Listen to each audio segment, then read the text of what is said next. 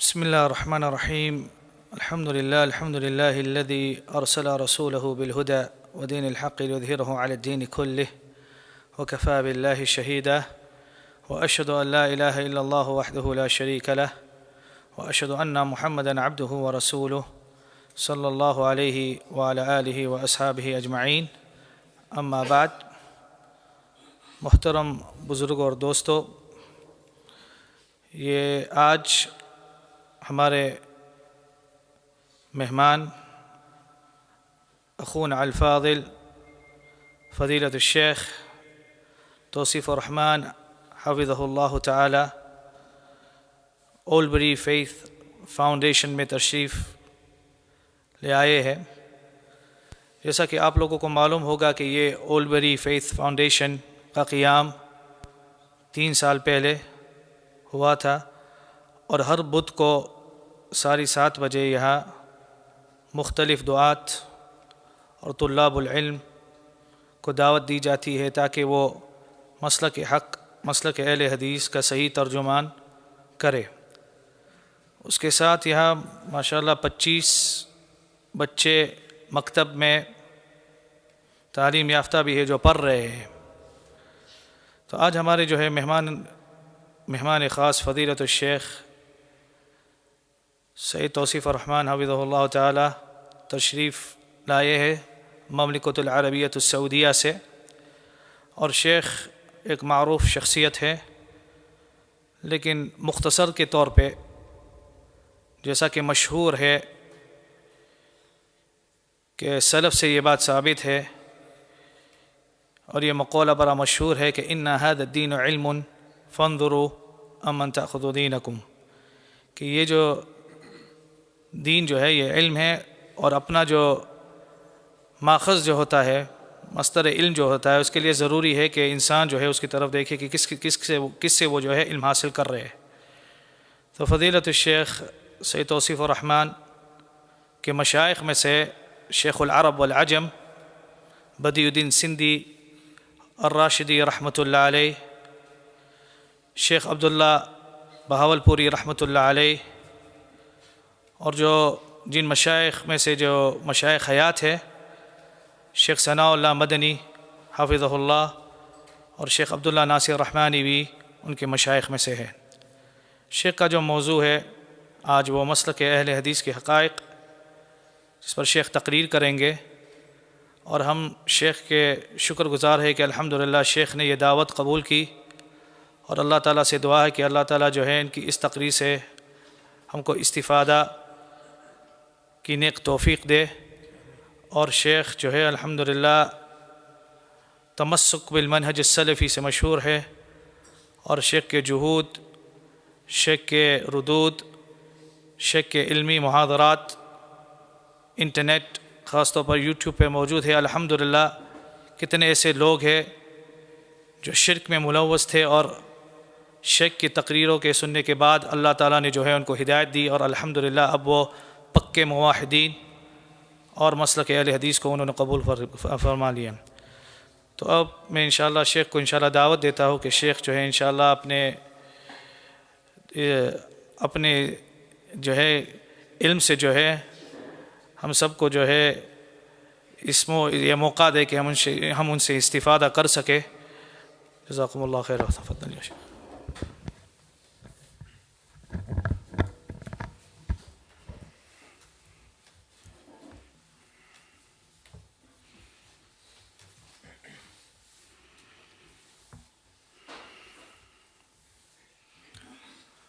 السلام علیکم ورحمۃ اللہ وبرکاتہ. ان الحمد للہ نحمده ونصلی علی رسولہ الکریم. اعوذ باللہ من الشیطان الرجیم. بسم اللہ الرحمن الرحیم. وكيف أخاف ما أشركتم ولا تخافون أنكم أشركتم بالله ما لم ينزل به عليكم سلطانا فأي الفريقين أحق بالأمن إن كنتم تعلمون.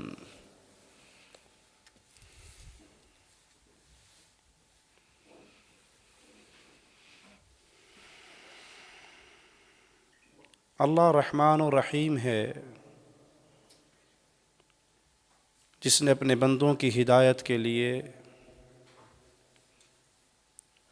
ہر دور میں انبیاء کے سلسلے کو جاری فرمایا۔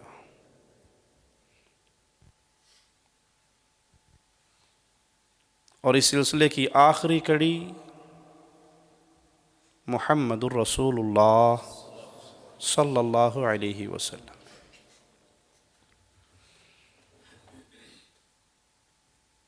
پیارے حبیب امام الانبیاء، اللہ کی طرف سے بھیجے ہوئے رسولوں میں آخری رسول،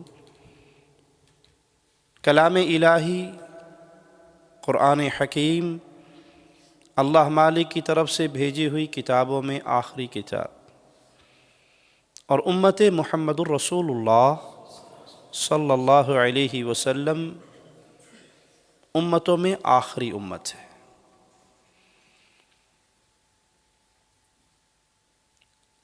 اللہ کے پیارے حبیب علیہ الصلاۃ والسلام ہمارے لیے وہ شریعت لے کر آئے، وہ دین لے کر آئے جو قیامت کی دیواروں تک کے لیے ہے۔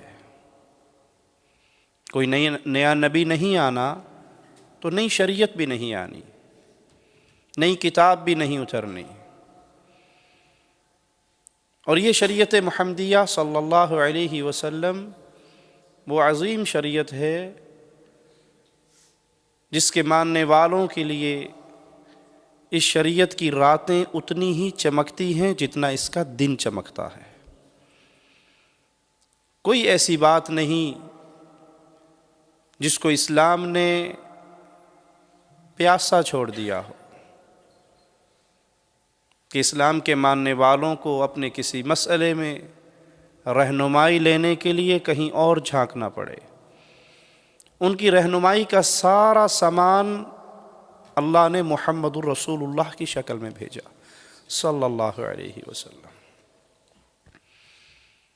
پیارے حبیب علیہ الصلاۃ والسلام نے انسانیت کو غیر اللہ کی عبادت سے ہٹا کر ایک اللہ کی عبادت کی طرف دعوت دی۔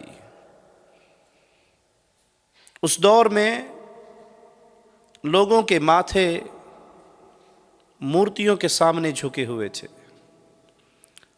بتوں کے پجاری تھے، غیر اللہ کی عبادت میں مگن تھے۔ رسول اللہ صلی اللہ علیہ وسلم ان کو پیغام دیتے ہیں، قولوا لا الہ الا اللہ، تم لا الہ الا اللہ پڑھ لو، اس توحید کے عقیدے کو سمجھ لو، کامیاب ہو جاؤ گے، عرب و عجم کا اللہ تمہیں مالک بنا دے گا۔ یہ قرآن حکیم رسول کریم صلی اللہ علیہ وسلم پہ نازل ہوا۔ پیارے حبیب علیہ الصلاۃ والسلام کے فرامین، آپ کا اعمال، آپ کی احادیث، وہ اس قرآن حکیم کی بہترین تفسیر۔ تو خالص اسلام کہلائے گا اللہ کا کلام اور رسول اللہ صلی اللہ علیہ وسلم کا فرمان۔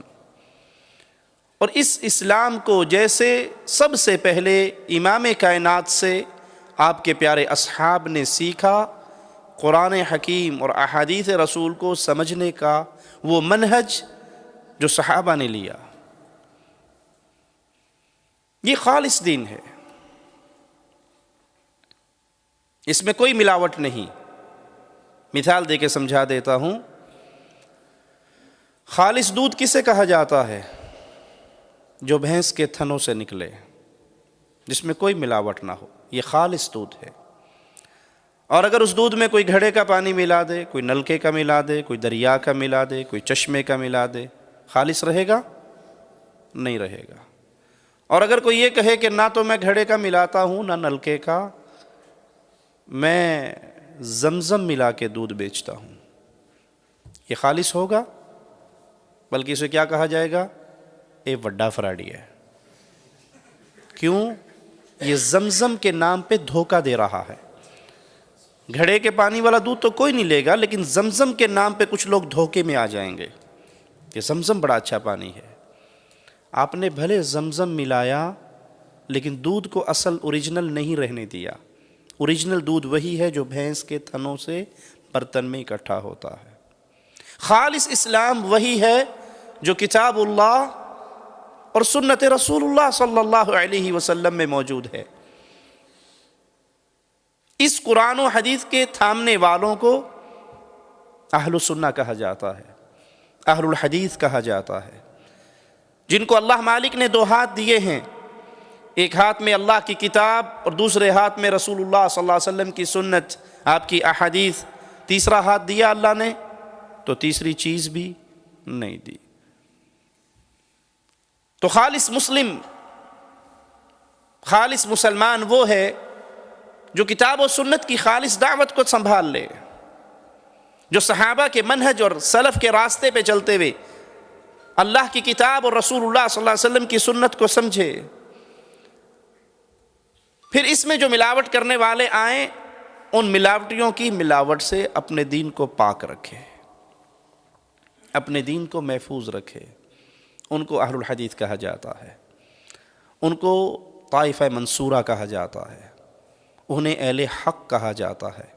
اور یاد رکھنا، اہل حق دھرتی پہ ایک ہوا کرتے ہیں، دو نہیں ہوا کرتے۔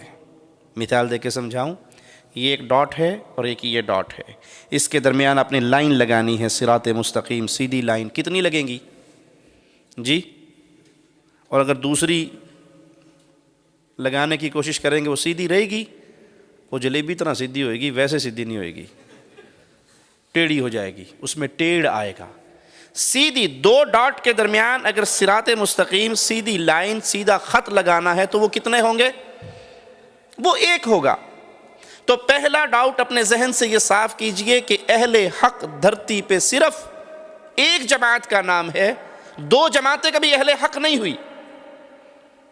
یہ شیطان نے ایک جملہ سکھا دیا لوگوں کو اور ان کی زبانوں پہ چل پڑا، وہ بھی ٹھیک ہے، یہ بھی ٹھیک ہے، یہ بھی ٹھیک ہے، ایسے بھی ٹھیک ہے، ایسے بھی ٹھیک ہے اور ویسے بھی ٹھیک ہے، جیسے کر لو ویسے ہی ٹھیک ہے۔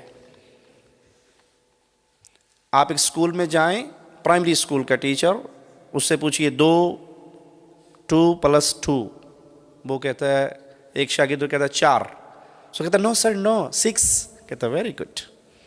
دوسرا کہتا ہے سر 8، کہتا ہے ویری گڈ۔ کیا خیال ہے اس ٹیچر کی چھٹی ہوگی؟ پرنسپل کو شکایت لگے گی تو، یا کہے گا سب سے سیاسی ٹیچر میرا یہی ہے، کسی کو ناراض نہیں کرتا، 2 بھی ٹھیک ہے، 4 بھی ٹھیک ہے، 6 بھی ٹھیک ہے، 8 بھی ٹھیک ہے۔ تو یہ غلط ہوا یا نہیں؟ غلط ہوا۔ وہ اسکالر کیسے اسلامک اسکالر سلفی منہج پہ چلنے کا دعوے دار ہو سکتا ہے جو یہ کہے یہ بھی ٹھیک ہے، یہ بھی ٹھیک ہے؟ حضرت یا یہ اندھا ہے یا یہ بینا ہے، درمیان میں کوئی راستہ نہیں ہے، یا یہ حق پر ہے یا یہ باطل پر ہے، یا مرد ہے یا عورت ہے، ہجڑے کا کوئی تصور نہیں ہے۔ اگر یہ بھی ٹھیک اور یہ بھی ٹھیک ہوتا تو رسول اللہ صلی اللہ علیہ وسلم نے کیوں کہا قولوا لا الہ الا اللہ تفلحوا تملک العرب والعجم، لا الہ الا اللہ کہو فلاح پا جاؤ گے۔ یہ لات، یہ عزا، یہ منات، یہ حبل، ان کے پلے میں کچھ نہیں ہے، یہ مورتیے ہیں، یہ پتھر ہیں، یہ مخلوق ہے، یہ خالق نہیں، یہ کچھ کرنے کے قابل نہیں، یہ نفع نقصان کے مالک نہیں۔ جب رسول اللہ صلی اللہ علیہ وسلم نے اہل شرک کے سامنے، اہل مکہ کے سامنے یہ دعوت دی، مجھے اللہ کا واسطہ آپ کو دیتا ہوں مجھے جواب دیجئے، تو کیا اس وقت اس دعوت سے یہ نتیجہ نکلتا تھا کہ ابو جہل تو بھی ٹھیک ہے، ابن ابی تو بھی ٹھیک ہے، اور میں محمد رسول اللہ میں بھی ٹھیک ہوں، جڑا جتھے لگا ٹھیک ہے لگے رہو؟ یہ پیغام نکلا۔ یہی طعنہ آج اہل حق کو، اہل الحدیث کو دیا جاتا ہے، جی ان کی دعوت سے انتشار پیدا ہوتا ہے، ان کی دعوت سے افتراق پیدا ہوتا ہے۔ مجھے پوچھنے دیجئے، جو اہل الحدیث پہ یہ دھبا لگانے کی کوشش کرتے ہیں اور اس کو اپنی طرف سے ایک دھبا سمجھتے ہیں، کیا رسول اللہ صلی اللہ علیہ وسلم کے بارے میں اہل شرک نے یہ نہیں کہا تھا؟ جب سے یہ آیا ہے اور اس نے پیغام دینا شروع کیا، گھر گھر میں لڑائی ہو گئی۔ ماں اٹھ کے کہتی ہے یا تو محمد صلی اللہ علیہ وسلم کو چھوڑ دے یا میں ایڑیوں پہ رگڑ رگڑ کے ریت میں بیٹھ کے مرنے لگی ہوں۔ ماں کافرہ ہے، بیٹا مسلمان، باپ مسلم ہے اور بیٹا کہہ رہا ہے بابا 3 دفعہ تلوار اٹھی تھی، آپ کا چہرہ نظر آیا تھا، میں نے تلوار کو روک لیا تھا یہ سمجھ کے کہ باپ ہے، میری پرورش کی ہے، پالا پوسا ہے۔ کہا بیٹا تو خوش نصیب ہے، میری تلوار کے نیچے تیری گردن 1 دفعہ بھی نہیں آئی، بیٹا نہ سمجھتا، محمد کا دشمن سمجھ کے کاٹ ڈالتا۔ اگر اہل الحدیث کو یہ طعنہ دیتے ہو کہ ان کی گفتگو سے انتشار پیدا ہوتا ہے، تو میں سوال کرتا ہوں محمد الرسول اللہ صلی اللہ علیہ وسلم نے جب اہل عرب کو، اہل قریشیوں کو، اہل مکہ کو دعوت دی، کیا انتشار نہیں ہوا؟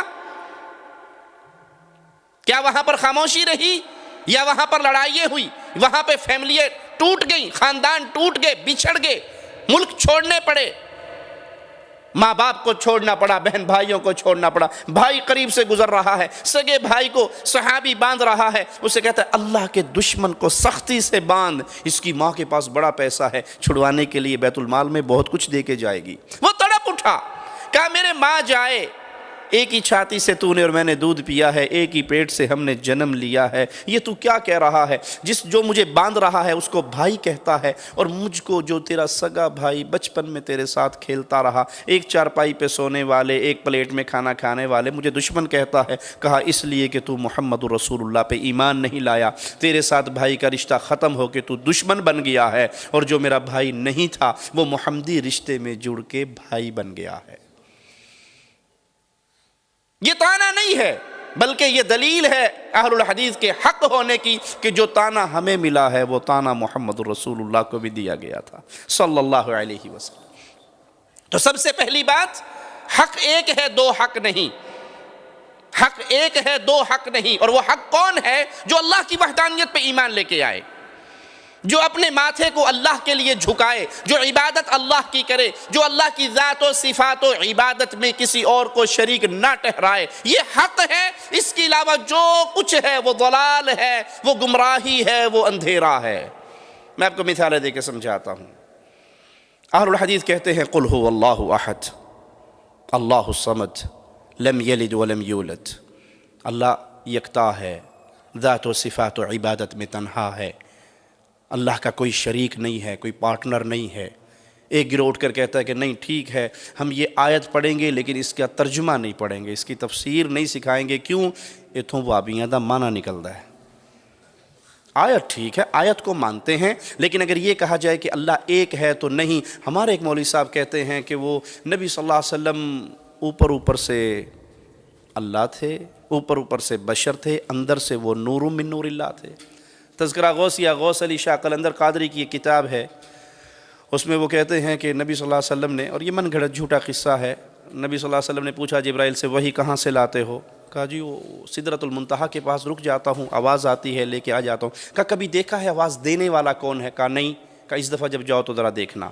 تو جبرائیل نے پرواز شروع کی، عرش پہ پہنچے، پردہ ہٹایا، سامنے محمد بیٹھے ہوئے تھے صلی اللہ علیہ وسلم۔ انا للہ و انا الیہ راجعون۔ جبرائیل نے وہیں کھڑے کھڑے مدینے چاتی مار کے دیکھا تو وہاں بھی محمد بیٹھے ہوئے تھے۔ تو ہاتھ باندھ کے کھڑا ہو گیا، مینوں نہیں پتا تو او ہیں یا او تو ہیں۔ چپ چپ چپ چپ چپ چپ۔ جیڑا احد وچوں نکل کے احمد بنیا، احد اور احمد وچ کوئی فرق نہیں ہوندا، ایک ہی ہے۔ قرآن درس دیتا ہے قل هو اللہ احد، مسجد سے آواز آتی ہے الصلاۃ والسلام علیک یا نورا من نور اللہ۔ اے محمد صلی اللہ علیہ وسلم، آپ اللہ کے نور کے میں سے بنے ہوئے پارٹنر ہیں، نور کا حصہ ہیں، نور کا ٹکڑا ہیں۔ اب مجھے بتائیے کیا دونوں حق ہو سکتے ہیں؟ حق وہ ہے جو اللہ کو تنہا مانتا ہے، جو محمد کریم صلی اللہ علیہ وسلم کو اللہ کی ذات کا شریک مانے، یا اپنے کسی پیر و فقیر و حضرت و شیخ کو اللہ کی ذات کا شریک مانتے ہوئے کہے جی چاچڑ وانگ مدینہ ڈسے کوٹ مٹھن بیت اللہ، ظاہر دے وچ پیر فریدن باطن دے وچ اللہ۔ آپ کو نہیں سمجھ آئے گی، بظاہر ہمارے بابا جی ہوں گے، لیکن وہ بابا جی جو ہے نا، وہ بابا جی نہیں رہے، وہ اللہ کی صورت میں دنیا پہ آئے ہیں۔ ایک قوال قوالی گاتے ہوئے کہتا ہے لوکی عرشاں اتے لبدے نے رب بوری والے دے اولے آ بیٹھا۔ تم رب کو تلاش کر رہے ہو عرش پہ، اور رب تو عرش پہ ہے نہیں، وہ تو لاہور میں پیر نوری بوری والے کی شکل میں آ کے بیٹھا ہوا ہے۔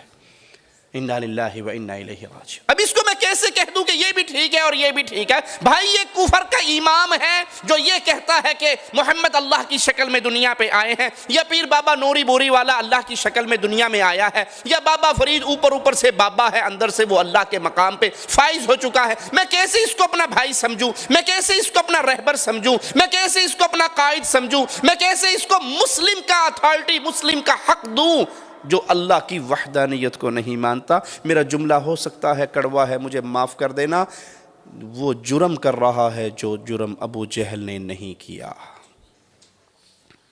آج یہ جرم عام ہو چکا ہے۔ اللہ کے بارے میں سوال کیجئے، مالک کی ذات کے بارے میں، صفات کے بارے میں، جواب ملے گا جی وہ جدھر دیکھو تو ہی تو، ادھر بھی تو، ادھر بھی تو، مسجد میں تو، مندر میں تو، عرشاں اتے تو تے میرے اندر کون ہے، میرے اندر تو تے عرشاں تے کون ہے؟ تو آپ سمجھ ہی نہیں سکتے، معرفت کی بات ہے۔ بس کنت کنزا مخفیا، میں چھپا ہوا خزانہ تھا، میں نے اپنا روپ دھارنا چاہا تو تعالی اللہ عما یقولون، آج دنیا پہ جو کچھ ہے وہ میری ہی صورتیں ہیں۔ اللہ کی قسم اس کفر کے بارے میں آئیے فضیلت الشیخ صالح الفوزان حافظہ اللہ کا جملہ سناؤں۔ کہا یہود و نصارہ کا کفر وحدت الوجود کے عقیدہ رکھنے والوں کے کفر سے کم ہے۔ انہوں نے صرف عیسیٰ کو اللہ کا بیٹا کہا یا عزیر کو اللہ کا بیٹا کہا، اور یہاں تو کیفیت یہ ہے، ایک صاحب اپنی کتاب کے اندر لکھتے ہیں کہ ایک ہاتھی والا ہاتھی پہ بیٹھ کے ہاتھی دوڑاتا آ رہا تھا، صوفی صاحب تھا، اور ہاتھی جو تھا وہ پاگل ہو چکا تھا، اور وہ ہاتھی باندھ کہہ رہا تھا اگے نہ آیا جے، اگے نہ آیا جے، بریکاں کوئی نہیں دیا، اگے نہ آیا جے۔ ایک صوفی صاحب، وجودی صوفی سامنے آ کر کھڑا ہوا، کہا کس کو کس سے ڈراتے ہو؟ میں بھی وہی ہوں، وہ بھی وہی ہے، میں بھی اللہ ہوں، ہاتھی بھی اللہ ہے۔ کہ خدا کو خدا سے، لفظ ہے اس کی کتاب کے، خدا کو خدا سے کیا ڈر ہے؟ یہ وڈے خدا دے نیڑے ہوئے نا سونڈ پھڑ کے ماریا تے خدا مک گیا۔ جب اس کے سامنے ہوا نا آمنے سامنے، تو ہاتھی نے لپیٹا سونڈ میں، زمین پہ پٹخا، ایک کم ہو گیا۔ وہ کہتا وہ بھی وہی ہے، میں بھی وہی ہوں۔ اب یہ کفر کا عقیدہ ہے۔ اہل الحدیث کا عقیدہ اس کے مد مقابل قرآن حکیم کے مطابق ہے کہ قل هو اللہ احد، اللہ اپنی ذات میں اکیلا ہے۔ اب جو اللہ کی ذات میں کسی اور کو شریک سمجھتا ہے، اس کو مومن کا پروٹوکول نہیں مل سکتا، اس کو مسلم کا پروٹوکول نہیں مل سکتا، اس کے ساتھ رشتے ناتے پیار محبت دوستیاں عزتیں نہیں ہو سکتی۔ اس سے تعلق رکھنے کی ایک ہی وجہ ہے مومن کے پاس کہ میں نے اس کو اسلام کی روشنی کی طرف بلانا ہے، اس کے علاوہ کوئی اور۔ اس سے آگے چلیے، وہ کہتے ہیں جی ٹھیک ہے، اس کو چھوڑیے، آگے چلتے ہیں۔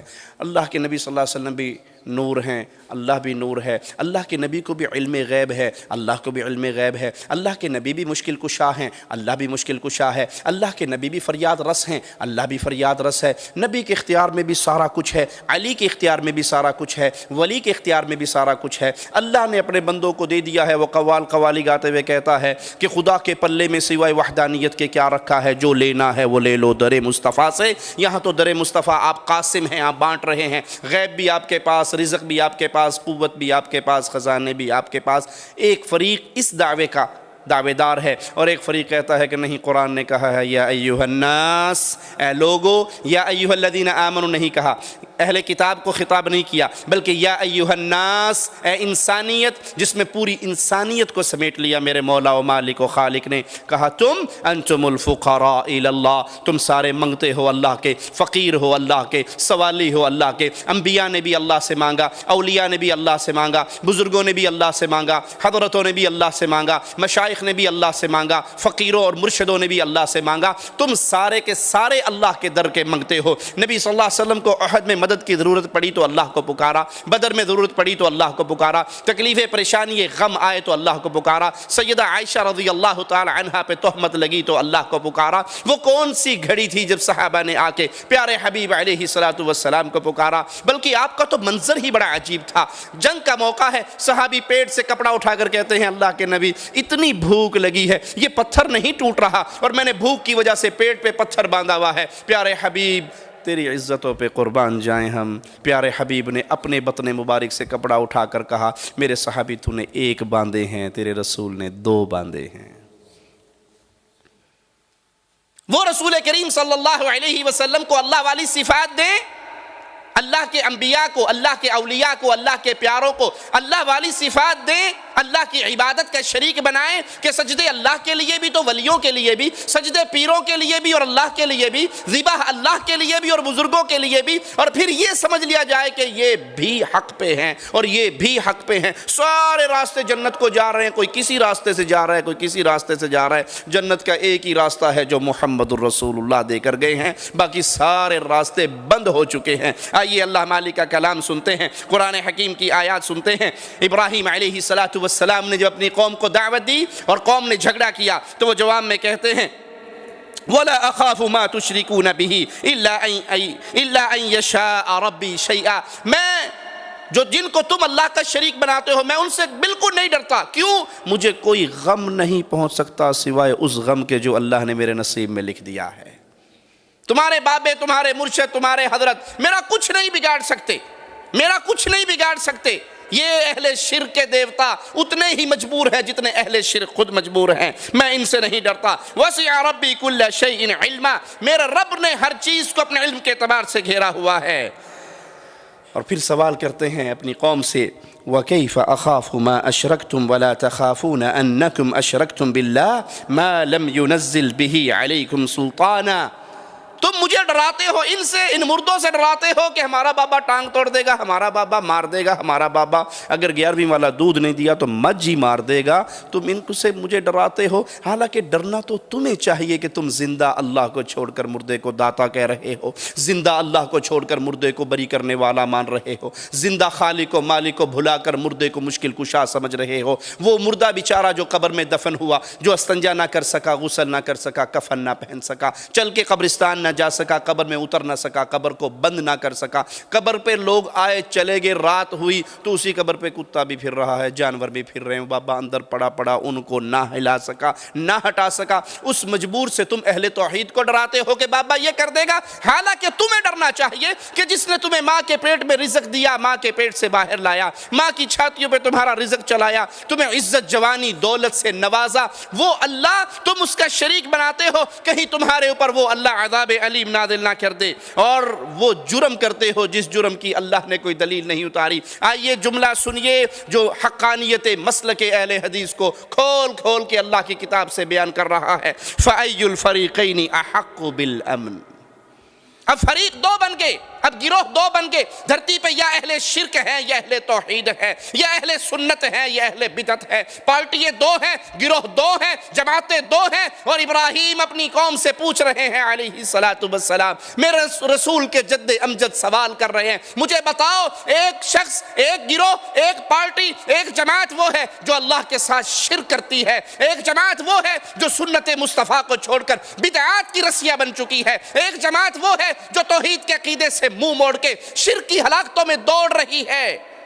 اور ایک جماعت وہ ہے بھلے وہ تھوڑی سی ہی کیوں نہ ہو، بھلے وہ قلیل ہی کیوں نہ ہو، بھلے وہ کمزور ہی کیوں نہ ہو، وہ اللہ کی وحدانیت کو اپنے سینے سے لگا کے بیٹھے ہیں۔ وہ کہتے ہیں مرنا منظور ہے، اپنی گردن کو غیر اللہ کے سامنے جھکانا منظور نہیں ہے، مرنا منظور ہے، اپنی گردن کو غیر اللہ کی عبادت کے لیے سر نگو کرنا منظور نہیں ہے۔ اب سوال ہے ای الفریقین، ان دو فریقوں میں سے امن کا حقدار کون ہے؟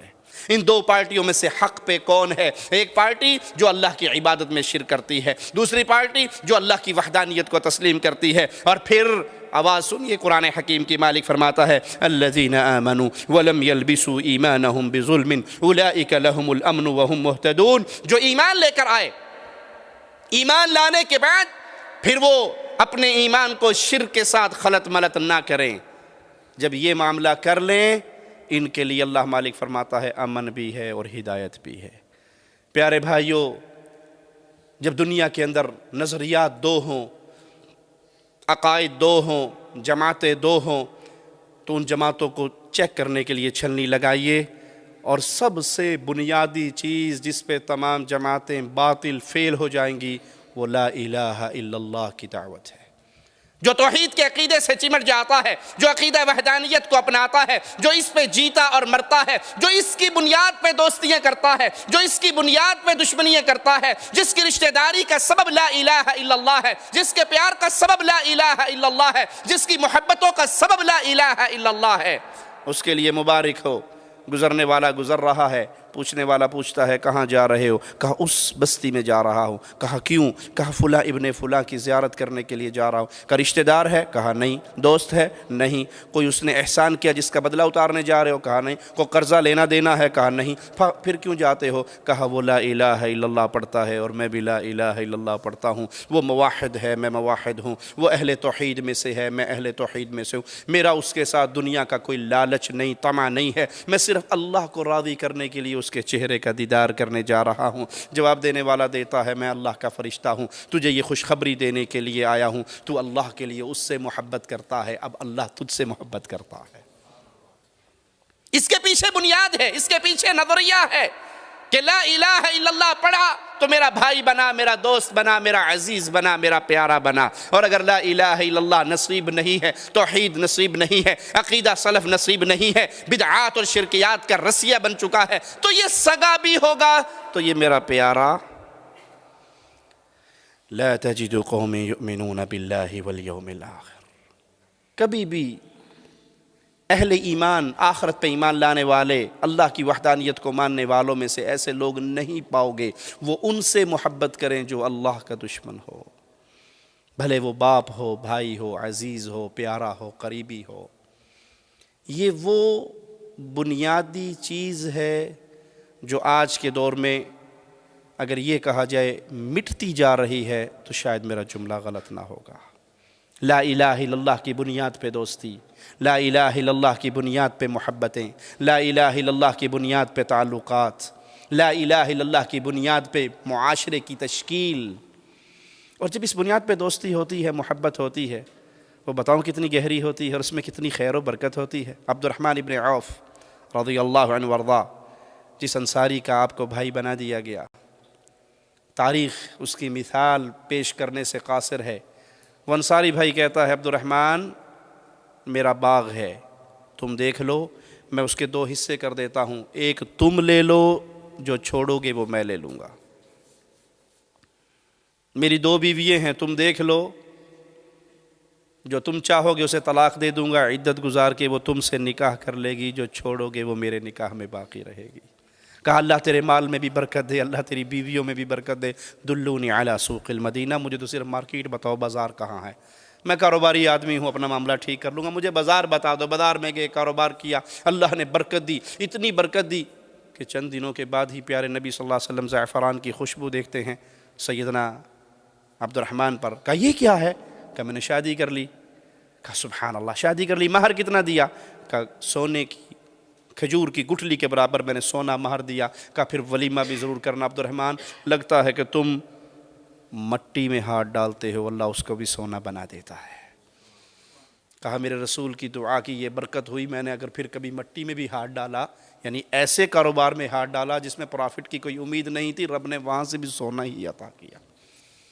یہ محبت، یہ پیار جو لا الہ الا اللہ کی بنیاد پہ ہوا، اس کی تاریخ میں مثال نہیں، لیکن آج یہ محبتیں ختم ہو گئیں، آج یہ پیار ختم ہو گئے۔ آج تو پیار کی بنیاد وطنیت ہے، قومیت ہے، اے جاٹا ہے تو میں جاٹا، یہ کشمیری ہے میں کشمیری ہوں، یہ پاکستانی میں پاکستانی، یہ کالا میں کالا، یہ گورا میں گورا۔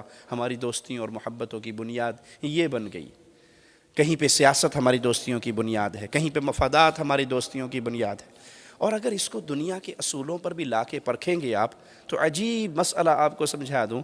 باپ کے دشمن کو گلا لگانے کے لیے ہم تیار ہیں، بھلے وہ اسی سیاسی جماعت سے کیوں نہ ہو جس جماعت سے میں ہوں۔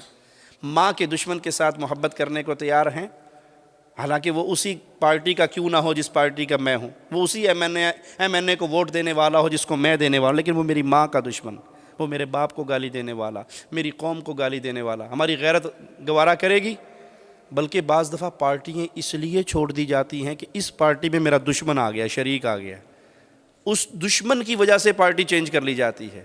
اور ایک وہ دشمن ہے جو رب کو گالیاں دیتا ہے، ایک وہ دشمن ہے جو اللہ کی وحدانیت میں شرک کی ملاوٹ کا جرم کرتا ہے، ایک وہ دشمن ہے جو آواز لگاتا ہے، قوالیاں گاتا ہے اور کہتا ہے زہرا کو دلہن بناؤ دوستو کہ ہم نے حیدر کرار کو دلہا بنایا ہے، لڑکا ہے خدا کے گھر کا، لڑکی ہے مصطفیٰ کے گھر کی۔ اور ہم کہتے ہیں کوئی بات نہیں، سیاسی طور پہ تو ہماری جماعت کا ہے نا، مذہبی طور پہ تو بعد کی باتیں ہیں، وہ حالات ایسے نہیں ہیں کہ اس طرح کی گفتگو کی جائے۔ ان کو اپنے سینے سے لگایا جاتا ہے جن کی کتابوں میں للہ ثم للتاریخ موسوی کی کتاب ہے، اس کے اندر یہ لفظ موجود ہیں. اگر یہ مسئلہ، یہ حقانیت کی باتیں آپ کو سمجھانا، منہج سلف پہ چلانا مقصود نہ ہوتا، میں اس کفر کے جملے کو اپنی زبان پہ نہ لاتا. موسوی سید احمد غروی کے قول کو نقل کرتا ہے کہ نعوذ باللہ ثم نعوذ باللہ، نبی صلی اللہ علیہ وسلم کے جنت میں جانے کے باوجود آپ کی شرمگاہ کو عائشہ اور حفصہ سے نکاح کرنے کی وجہ سے جہنم کا عذاب ہوگا. اور پھر میں کہوں کہ کوئی بات نہیں، کوئی بات نہیں، یہ بھی ہمارے ہیں اور یہ بھی ہمارے ہیں اور ہم بھی ہمارے ہیں. عبداللہ ابن عمر رضی اللہ عنہ کے پاس ایک شخص آتا ہے، کہتا ہے فلاں علاقے سے آیا ہوں، فلاں آدمی نے آپ کو سلام کہا ہے. کہا اس نے مجھے سلام کہا ہے؟ کہا ہاں. میں نے سنا ہے وہ تقدیر کا منکر ہے. کس کا منکر ہے؟ تقدیر میں کلام کرتا ہے، تقدیر کا انکاری ہے. کہا بات ٹھیک ہے. کہا جب واپس جانا تو اسے عبداللہ ابن عمر کا سلام نہ کہنا، اسے عبداللہ ابن عمر کا سلام نہ کہنا، بلکہ یہ کہنا کہ ابن عمر تم سے بری ہے، تیرا میرا کوئی رشتہ نہیں ہے. اور مومن مومن سے بری نہیں ہوا کرتا.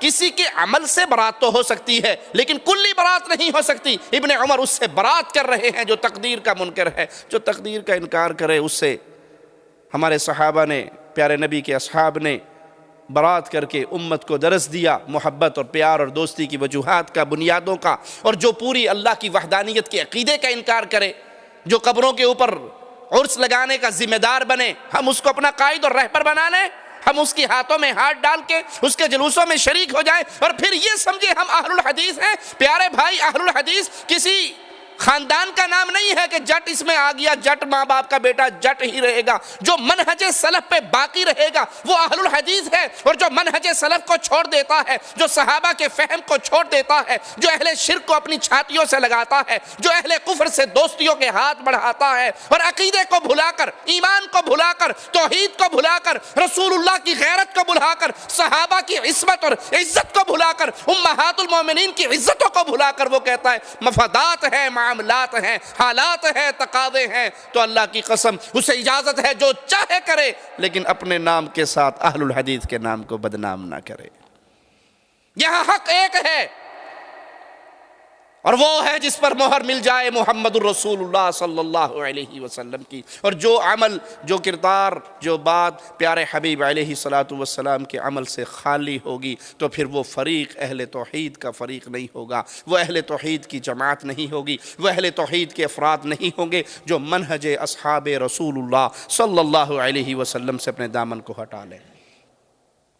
ایک محدث کو بتایا جاتا ہے فلاں بدعتی مرا، فلاں اہل سنت کے نوجوان نے اس کے جنازے کو کندھا دیا.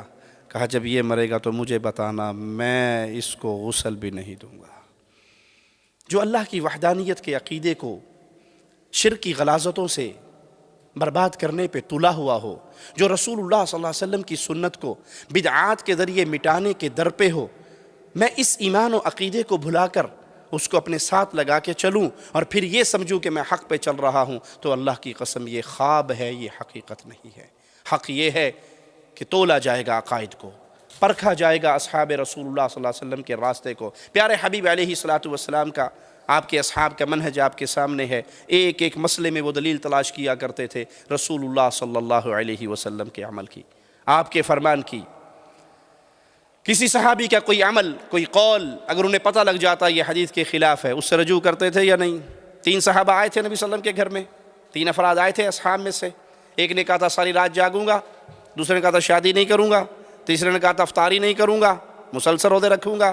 پیارے نبی صلی اللہ علیہ وسلم کو خبر ہوئی، آپ آئے، روکا، منع کیا اور کہا میں سب سے زیادہ اللہ سے ڈرنے والا ہوں، سب سے زیادہ اللہ کی معرفت رکھنے والا ہوں.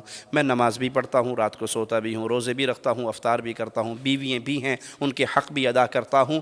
من رغب عن سنتی فلیس منی، جس نے میرے راستے کو چھوڑ دیا اس نے محمد کریم صلی اللہ علیہ وسلم کی راہ کو چھوڑ دیا. تو صحابہ کا طرز کیا تھا کہ حرف آخر، آخری بات کس کی ہے؟ پیارے حبیب محمد رسول اللہ صلی اللہ علیہ وسلم کی. آپ کے سامنے ایک ایسا شخص آتا ہے جو کہتا ہے جی بات تو ٹھیک ہے، حدیث میں تو ہے، پر یہ حدیث ہمارے مذہب کے خلاف ہے. بات ٹھیک ہے، اصول بنائے جاتے ہیں کہ قرآن کی آیت آئے نبی صلی اللہ علیہ وسلم کی حدیث سے ٹکرائے، قرآن کی آیت آئے ہمارے امام کے قول سے ٹکرائے، نبی کریم کی حدیث آئے ہمارے امام کے قول سے ٹکرائے، صحابی کے اثر آئے ہمارے امام کے قول سے ٹکرائے، تو ہم قرآن، حدیث اور صحابی کے اثر کو چھوڑ دیں گے، امام کے قول کو نہیں چھوڑیں گے۔ یہ باطل ہے، یہ گمراہ ہے، یہ محمد کریم کی شریعت سے منہ موڑ چکا ہے۔ جو اپنے پیروں کے بارے میں کہتا ہے کہ حق وہی ہے جو رشید احمد کی زبان سے نکلتا ہے، اور اس دور میں نجات ملے گی تو رشید احمد کے راستے پہ چلتے ہوئے ملے گی، اللہ کی قسم یہ اہل ایمان کا گروہ نہیں ہے، یہ اہل توحید کی راہوں کے راہی نہیں ہے، یہ صحابہ کے وارث نہیں ہیں۔ صحابہ کے وارث تو وہ ہیں، ابن عمر کو پتہ لگا بابا نے منع کیا ہے حج تمتع نہ کرو، میں کروں گا۔ تیرے بابا نے منع کیا، کہا قانون میرے بابا کا نہیں، فاطمہ کے بابا کا چلتا ہے۔ یہ صحابہ کا منہج ہے، یہ ان کا عقیدہ ہے، یہ ان کا طرز ہے کہ اگر نبی کی بات سے کسی کی بات ٹکرا جائے، امام مالک رحمہ اللہ درس دیتے ہوئے گئے، ہر کسی کی لی جا سکتی ہے، چھوڑی جا سکتی ہے، سوائے جو یہ قبر میں آرام کر رہے، آمنہ کے لال، اس کی کوئی بات چھوڑی۔ اب اس فہم کے خلاف کوئی لے کر آئے، اس کا وہ فہم باطل ہے، اس کا وہ گروہ باطل ہے، اس کی وہ جماعت باطل ہے، اس کا وہ عقیدہ باطل ہے۔ اس کے ساتھ پیار و محبت کی فضا اسی وقت قائم ہوگی جب وہ لوٹ کے آئے گا اس دین پر جو دین ہمیں محمد الرسول اللہ نے دیا صلی اللہ علیہ وسلم۔ اور خوش نصیب ہے وہ جو فتنوں کے ایام میں پیارے نبی کی لائی ہوئی شریعت سے چمٹ جائے، خوش نصیب ہے وہ جو فتنوں کے ایام میں اس منہج سے چمٹ جائے جو محمد الرسول اللہ صلی اللہ علیہ وسلم کا دیا ہوا ہے، اور بد نصیب ہے وہ جو اپنے مفادات کی راہوں میں ایسا ڈوب جائے کہ اسے پیارے نبی صلی اللہ علیہ وسلم کی لائی ہوئی شریعت کا کوئی غم، کوئی فکر نہ رہے، اور جو اس فتن کے ایام میں پیارے نبی کی شریعت پہ پورا چلنے کی کوشش کرے، پورا چلے، اس منہج سے چمٹا رہے، اس کی حیثیت کیا ہے؟ آپ علیہ الصلوۃ والسلام نے فرمایا کہ اس کو پھر 50 انسانوں کے برابر اللہ ثواب دے گا۔ کہا 50 ہم میں سے یا ان میں سے؟ کہا بل منکم، تم میں سے۔ اس کو ملے گا جو فتنوں کے ایام میں، جب ہر طرف یہ چل رہی ہے، جب جتنا لگا ٹھیک لگا، کسی کو کچھ نہ کچھ، کسی کو کچھ نہ کچھ، سوری، حالات، واقعات، معاملات، مفادات، گلاں، اس نے اپنی قبر میں جانا، میں نے اپنی قبر میں جانا ہے۔ بھائی اس نے تو اپنی قبر میں جانا ہے، اگر میں نے اس کو شرک کرتے ہوئے نہ روکا میری اپنی قبر خراب ہو جائے گی۔ پیارے حبیب علیہ الصلوۃ والسلام نے فرمایا میری امت کی مثال 2 منزلہ کشتی والوں کی طرح ہے، نیچے والے اوپر آتے ہیں پانی لینے کے لیے، اوپر آتے ہیں پانی لینے کے لیے، اوپر والوں کو تکلیف ہوتی ہے، نیچے والوں میں سے فقی اٹھتا ہے، کہتا ہے ان کو ویسے ہم تنگ کر رہے ہیں، تھلے ہی موری کرنے ہیں۔ وہ چھینی لے کے بیٹھ گیا توڑی مارنے کے لیے، ٹھک ٹھک ٹھک شروع ہو گئی، اوپر والا نیچے ہے، یہ پہ کیا کرنے ہو؟ او جی تواڈے کول آنے تنگ ہونے نا، اسی اپنی کشتی چ موری کرنے، تواڈی کشتی سے نہیں کیتی نا، اپنی چ کرنے نا۔ انہوں نے کہا چلو ٹھیک ہے، تسی اپنے دین تے چل دے رہو، جو جہاں لگا ہے ٹھیک لگا ہے، 2 × 2 4 بھی ٹھیک ہے، 8 بھی ٹھیک ہے۔ جب ماشاءاللہ وہاں سے پانی آئے گا تو صرف نیچے والے مریں گے نا، اوپر تک تو پانی نہیں پہنچے گا، دونوں کا بیڑا غرق ہوگا یا نہیں ہوگا؟ قربان جاؤں پیارے حبیب محمد الرسول اللہ صلی اللہ علیہ وسلم کی مبارک زبان پر کس طرح مسئلے سمجھا دیے پیارے حبیب علیہ الصلوۃ والسلام نے۔ اے میرے بھائی، اگر آپ نے اپنے بھائی کو شرک کرتے ہوئے چھوڑ دیا، بدعت کرتے ہوئے چھوڑ دیا، گناہ کرتے ہوئے چھوڑ دیا، دین اسلام پر چھریاں چلاتے ہوئے چھوڑ دیا، یہ کہہ کے کہ میں ٹھیکیدار نہیں ہوں، تو جب ہلاکت کا کوڑا برسے گا تو نہ روکنے والا بھی نہیں بچے گا۔ یہ کلمہ پڑھنے کے بعد ہر مومن جب تک اسلام کا ٹھیکیدار اپنے آپ کو نہیں سمجھتا اس کے دل میں ایمان پورا نہیں ہوتا۔ مثال دے کے سمجھاؤں، آپ کا گھر ہے، اس کی باؤنڈری وال ہے، پڑوسی آتا ہے، روز اس پہ سے ایک بلاک اتار کے اپنے گھر لے جاتا ہے، ٹھیک ہے، آپ دیکھتے ہیں آج 1 کم ہو گیا، کل 2 کم ہو گئے، 3 کم ہو گئے، چلو ٹھیک ہے، وہ اپنے دین پہ لگا، میں اپنے دین پہ، جو جہاں لگا ہے ٹھیک لگا، کرو گے یا اگلے دن بازو پکڑو گے، کیمرہ لگا کے ریکارڈنگ کرو گے، پولیس کو دکھاؤ گے؟ کیوں؟ وہ آپ کی پراپرٹی ہے، وہ آپ کا مال ہے، آپ کو اس پہ غم اور دکھ ہوگا، میرا مال خراب کیا، میری پراپرٹی خراب کی جا رہی ہے۔ اور جب دین محمد صلی اللہ علیہ وسلم پہ حرف آئے اور میں جواب میں کہوں جی اس نے اپنی قبر میں جانا، میں نے اپنی قبر میں جانا، میں کوئی ٹھیکیدار ہوں، اس کا مطلب جتنا آپ کو اپنے مکان سے پیار ہے رب کے اس کلام سے اتنا پیار، جتنا آپ کو اپنی پراپرٹی سے پیار ہے، آپ اس کو پھر اپنا سمجھتے نہیں ہیں۔ اور جب انسان اس کو جب تک اپنا نہیں سمجھے گا، اس کے لیے محنت کرنے کے لیے کبھی تیار۔ بلال اس کو اپنا سمجھتے تھے، اسی لیے مار پڑتی تھی زبان سے، احد احد احد۔ وہ جتنا مارتے تھے اتنا اونچا رب کی وحدانیت کا نعرہ لگاتے تھے۔ کہنے والے آ کر کہتے تھے دل میں کہہ لے، کہا جو سکون اپنے رب کی وحدانیت کا نعرہ لگانے میں آتا ہے میں اسی طرح لیتا رہوں گا۔ پھر پیارے حبیب آئے تھے، پوچھا تھا بلال کیا عمل کرتے ہو؟ جنت میں چل رہا تھا، تمہاری جوتیوں کی آواز مجھے رب کی جنت میں آ رہی تھی۔ ایک بات کہہ کے بات ختم کرتا ہوں پیارے بھائی، اس دین سے جب تک ہماری محبت نہیں ہوگی، آپ کو الیکشن کی مثال دیتا ہوں کیونکہ جمہوریت چل رہی ہے نا، زیادہ آسانی سے دل میں بات اترتی ہے۔ ایک بندہ ووٹ کاسٹ کرتا ہے اور ایک بندہ نعرے لگاتا ہے، اس کا سنگ بیندہ نعرے مار کے آئے گا بھی آئے گا، جیتے گا بھی جیتے گا، گلا ختم ہو گیا اس کا، ساری رات جیتے گا بھی جیتے گا، وہ پاویں نہ جیتے، اس کو اینٹی بایوٹک کھانی پڑ گئی، ٹھیک ہے۔ اب ایک بندہ ووٹ دے کے گھر جا کے سو گیا اور ایک ساری رات جیتے گا بھی جیتے گا، آئے گا بھی آئے گا، چھائے گا بھی چھائے گا، کھائے گا بھی کھائے گا کرتا رہا، اور اس کا کینڈیڈیٹ جیت گیا، وہ ایم این اے بن گیا، وہ وزیر اعظم بن گیا۔ اب جب ناظم بنانے کا ٹائم آئے گا، کونسلر بنانے کا ٹائم آئے گا، ٹھیک ہے، تو وہ وزیر اعظم صاحب، وہ وزیر صاحب، وہ ایم این اے صاحب کس کو دیں گے؟ جو ووٹ لگا کے گھر میں جا کے سو گیا تھا اس کو، یا جو ساری رات پاگلوں کی طرح نعرے مارتا رہا تھا؟ بولیے کس کو ملے گا؟ جس نے نعرے مارے، جو راتوں کو جاگتا رہا، جس نے نیندیں قربان کی۔ ویری سمپل سوال ہے، دل پہ غور کرنا۔ میں آؤں نماز پڑھ کے گھر جا کے سو جاؤں، توحید کے عقیدے میں شرک کی ملاوٹ ہوتی رہے، سنت بدعات سے بدلی جاتی رہے، اہل توحید اور اہل ایمان اور اہل شرک کے درمیان جو دیواریں کھڑی ہوئی تھی شریعت اسلامیہ میں وہ گرتی رہیں، اور میں کہوں جی نماز پڑھ لیجیے، اللہ اللہ خیر صلی اللہ، نماز پڑھنی چاہیے جی، باقی سب خیر ہے، تو جب قیامت کے دن وزن ہوگا تو کس کا ہوگا؟ اور پیارے بھائی خوش نصیب ہے وہ جو اللہ کے اس کلام کی محبت کو پا کے اس کو پھیلانے کی کوشش کرتا ہے۔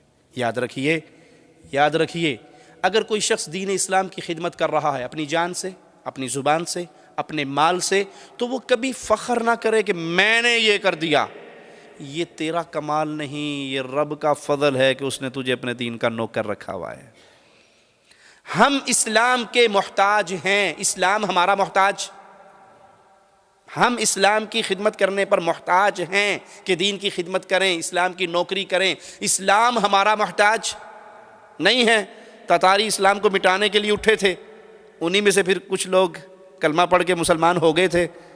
اگر ہم اس اسلام کی خدمت نہیں بھی کریں گے، اس کلام الہی کے پیغام کو آگے نہیں بھی بھلائیں گے، اللہ قادر ہے ہم ساروں کو ختم کر کے نئی قوم کو لے آئے گا جن سے اللہ بھی محبت کرتا ہوگا، وہ اللہ سے بھی محبت کرتے ہوں گے۔ اگر آپ اپنے مال سے، اپنی زبان سے، اپنی قلم سے، اپنی صلاحیت سے، اپنی طاقت سے اس اسلام کی خدمت کرنے میں لگے ہوئے ہیں تو شکر ادا کیجئے اپنے رب کا کہ رب نے آپ کو دین محمد کا خادم بنایا ہے۔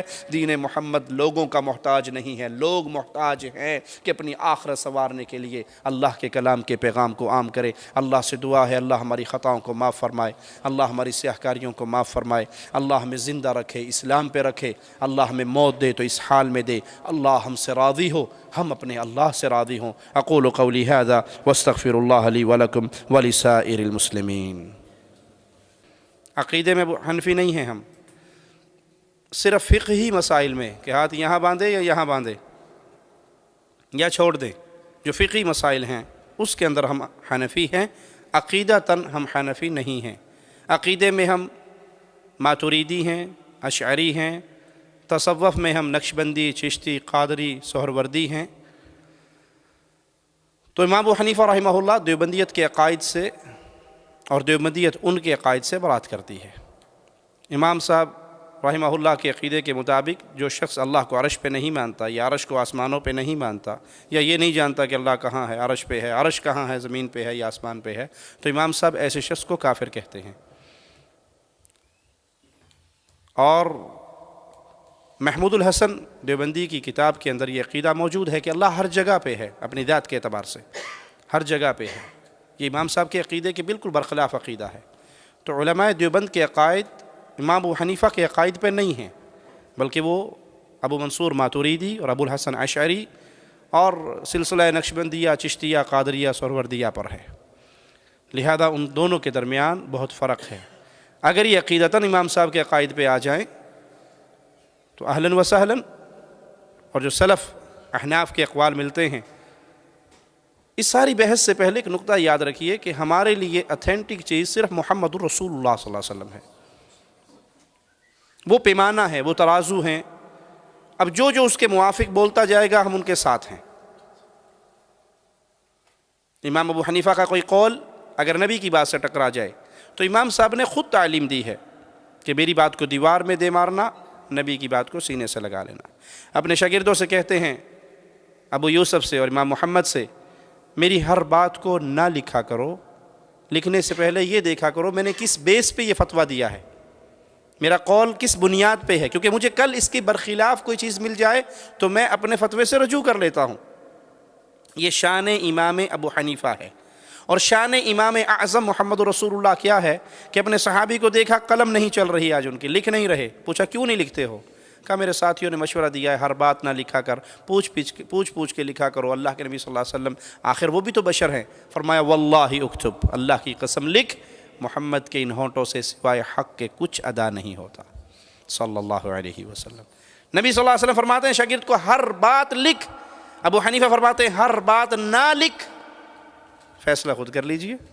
تو ہمارے لیے اتھارٹی ہیں رسول اللہ صلی اللہ علیہ وسلم، امام مالک کی، امام شافعی کی، امام احمد کی، امام ابو حنیفہ کی، امام بخاری، مسلم، ابو داؤد، ترمذی، جتنے ائمہ محدثین اسلاف گزرے ہیں، کسی کی بات نبی کی بات سے ٹکرا جائے تو ہم نے نہیں، اس امام نے خود اپنے شاگردوں کو تعلیم دی ہے، ہر بندے کی بات لی جا سکتی ہے، چھوڑی جا سکتی ہے، سوائے جو اس قبر مبارک میں آرام فرما رہے ان کی نہیں چھوڑی جا سکتی۔ تو ابو حنیفہ تک بھی اگر آئیں تو علماء دیوبند کے عقائد وہ عقیدے نہیں ہیں جو امام ابو حنیفہ رحمہ اللہ۔ وہ بڑا مشہور ایک شیخ کا واقعہ ہے کہ ان کے پاس ایک شخص آیا، اس نے کہا ما عرفنا علی الحبیب، ہم نے آپ کو نہیں پہچانا، کانا احمد اسمن حنفی مسلکن صوفی سلوکن نقشبندی سلسلتن ماتریدی عقیدتن دیوبندی فرقن تبلیغی منہجن۔ دہراؤں، انا احمد اسمن حنفی مسلکن صوفی سلوکن نقشبندی سلسلتن ماتریدی عقیدتن دیوبندی فرقن تبلیغی منہجن۔ قال شیخ خلاص؟ قال نعم، قال مشرک نتیجتن۔ آپ نے ساری سائڈوں سے جتنی غلط چیزیں ہیں وہ اپنے اندر اکٹھی کر لی تو رزلٹ یہی نکلے گا۔ تو بھائی ہم عقیدتاً بھی محمدی ہیں، فقہاً بھی محمدی ہیں، ہمارے نبی صلی اللہ علیہ وسلم کی احادیث سے جو فقہ ہمیں ملی ہے، عبادات کے طریقے ہمیں ملے ہیں، اس پہ عمل کرتے ہیں۔ ہمارا ایک ایک مسئلے کے اندر ہمارے لیے آئیڈیل امام کائنات، امام اعظم محمد رسول اللہ صلی اللہ علیہ وسلم، آپ کے فرامین کو صحابہ نے جس نظر سے سمجھا وہ فہم ہمارے لیے حجت ہے۔ ہم قرآن و حدیث کو صحابہ سے آزاد ہو کے نہیں سمجھتے بلکہ اسلاف کے منہج کی روشنی میں سمجھتے ہیں۔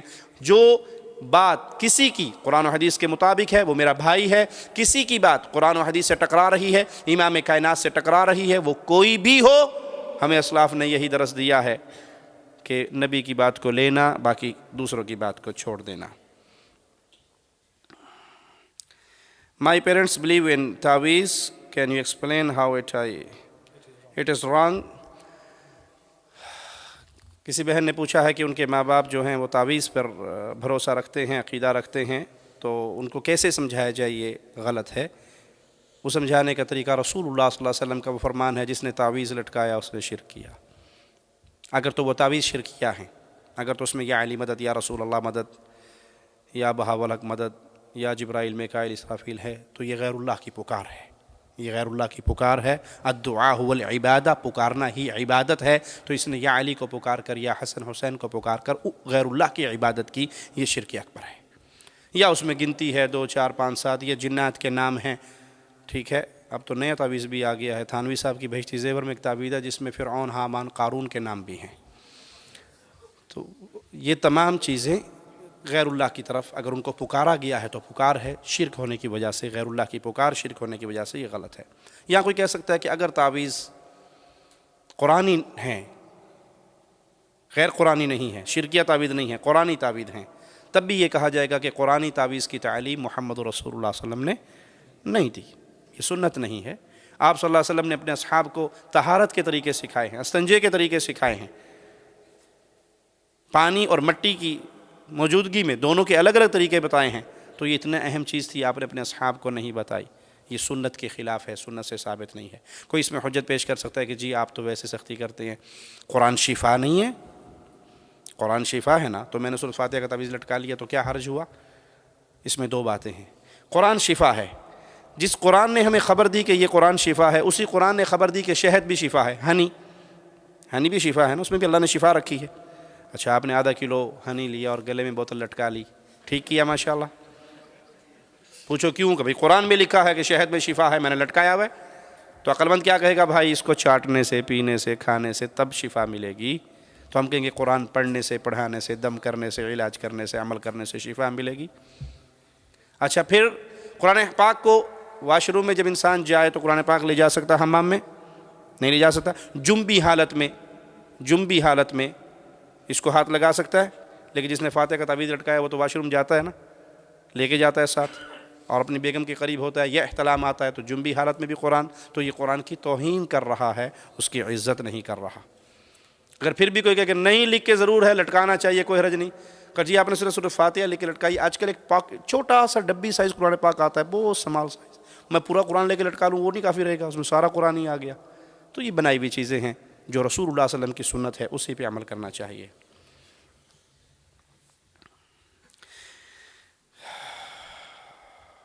کسی بھائی نے پوچھا ہے علماء دیوبند کے عقائد کے حوالے سے اور ان کے پیچھے نماز پڑھنے کے حوالے سے۔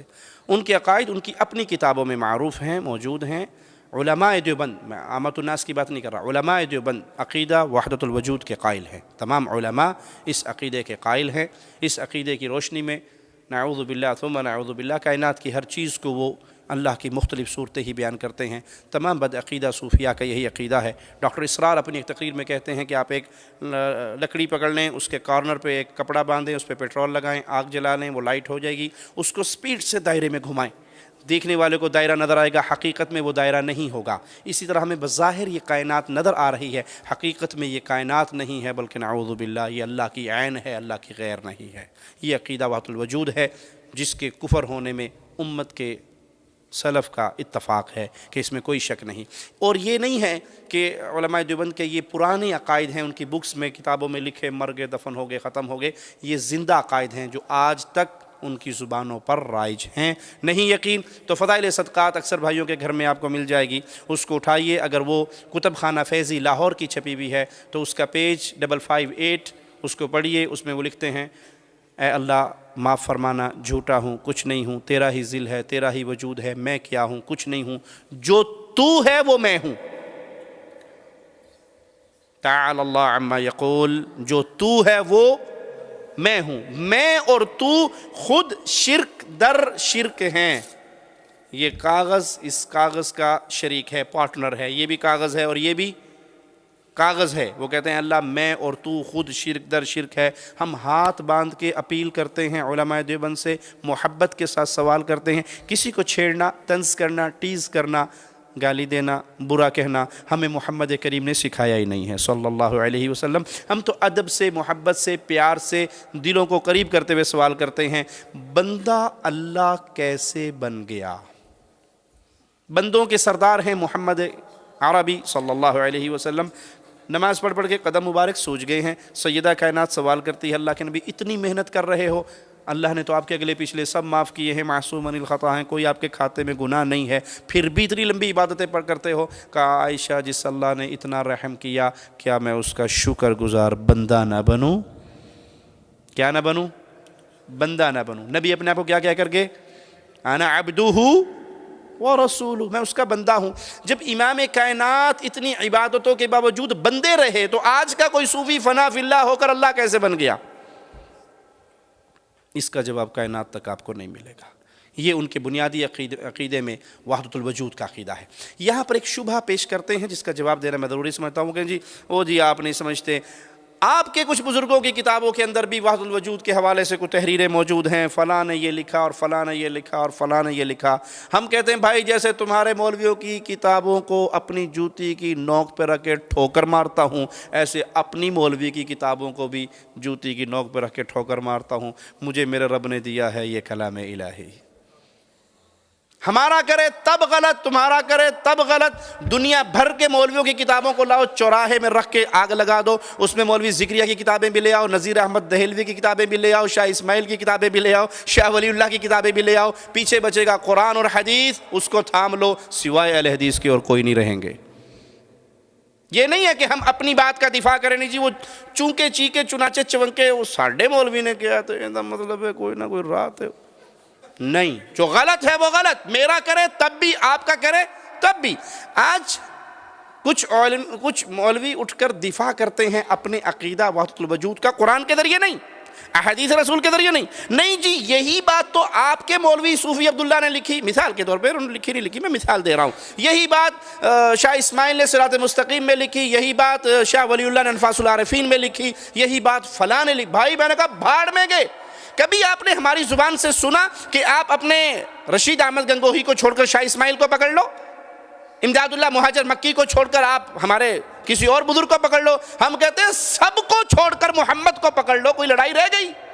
صلی اللہ علیہ وسلم۔ سب سے غلطی ہو سکتی ہے، کروڑ بابے بزرگ بھی اکٹھے ہو جائیں تو وہ ہمارے محدثین اولیاء اللہ کے برابر آج کا مولوی نہیں ہو سکتا۔ جب ہم ان کے بارے میں کہتے ہیں کہ ان کی بھی کوئی بات غلط ہوئی تو اس کو چھوڑا جائے گا، مصطفیٰ علیہ السلام کی بات کو نہیں چھوڑا جائے گا، تو ہمارے اوپر اعتراض اگر کسی نے کرنا ہے، میری بات کو نوٹ کیجئے، ہمارے اوپر اگر کوئی اعتراض کرنا چاہتا ہے تو وہ شاہ اسماعیل کی کتابوں پہ نہ کرے، وہ شاہ ولی اللہ کی کتابوں پہ نہ کرے، وہ کسی اور باب مولوی کی کتاب پہ نہ کرے۔ جب کتاب اعتراض ہو قرآن پر اور حدیث مصطفیٰ پر تو اہل الحدیث سمجھیں گے کہ ہمارے مذہب پر اعتراض ہوا ہے۔ ہم سب کتابوں سے بری ہیں، تمہاری بھی اور اپنی بھی۔ ہم نے اگر حق جانا ہے، جو عرش والے نے اپنا کلام نازل کیا اور جو مدینے والے کی زبان پہ اس کی پیاری تفسیر نازل کی۔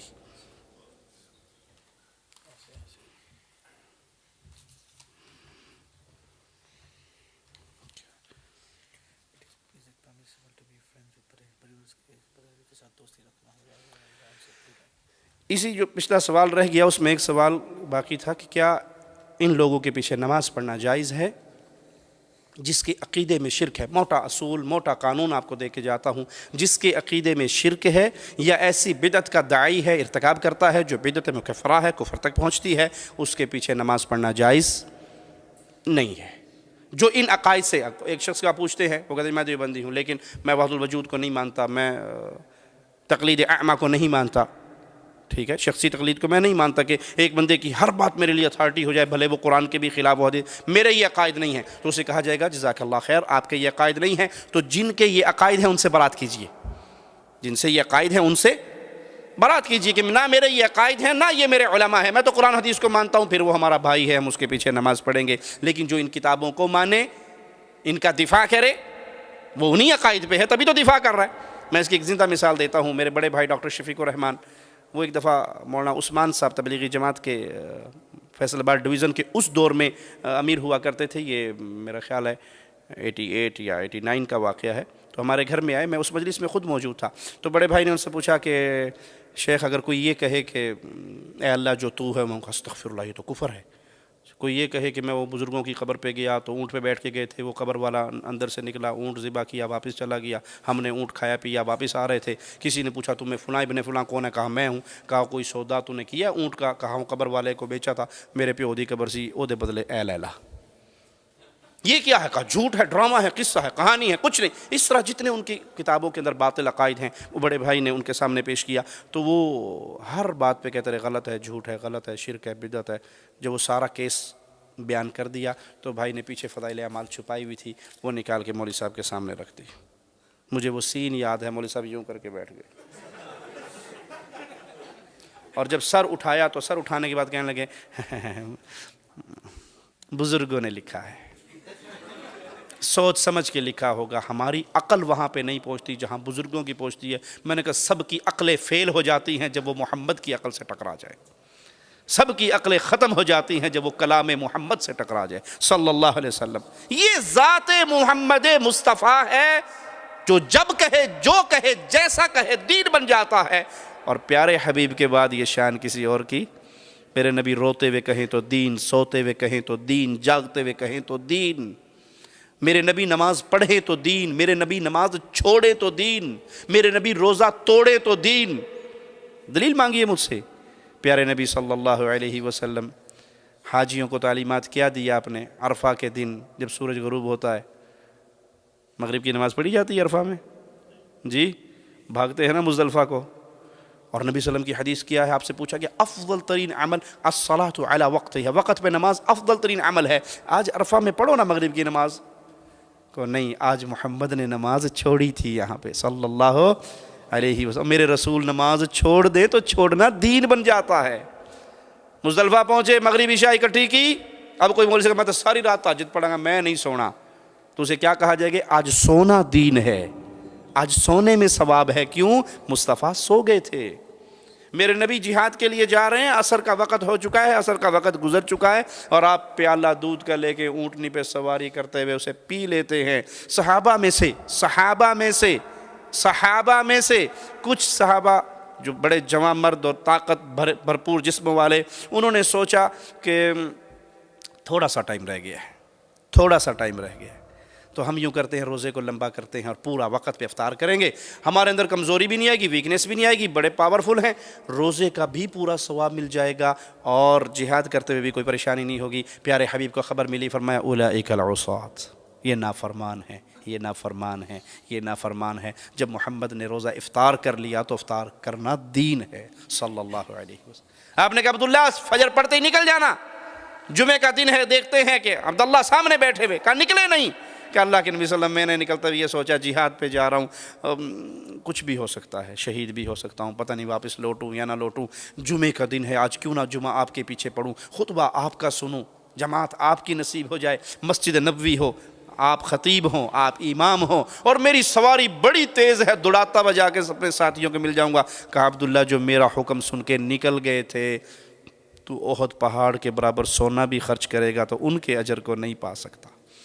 یہ شان ہے محمد کریم صلی اللہ علیہ وسلم کی، جو کہتے ہیں دین، اور آپ کہتے ہیں جی یہ شان ہے ہمارے بزرگوں نے لکھا ہے، سوچ سمجھ کے لکھا ہوگا، غلط نہیں ہو سکتا۔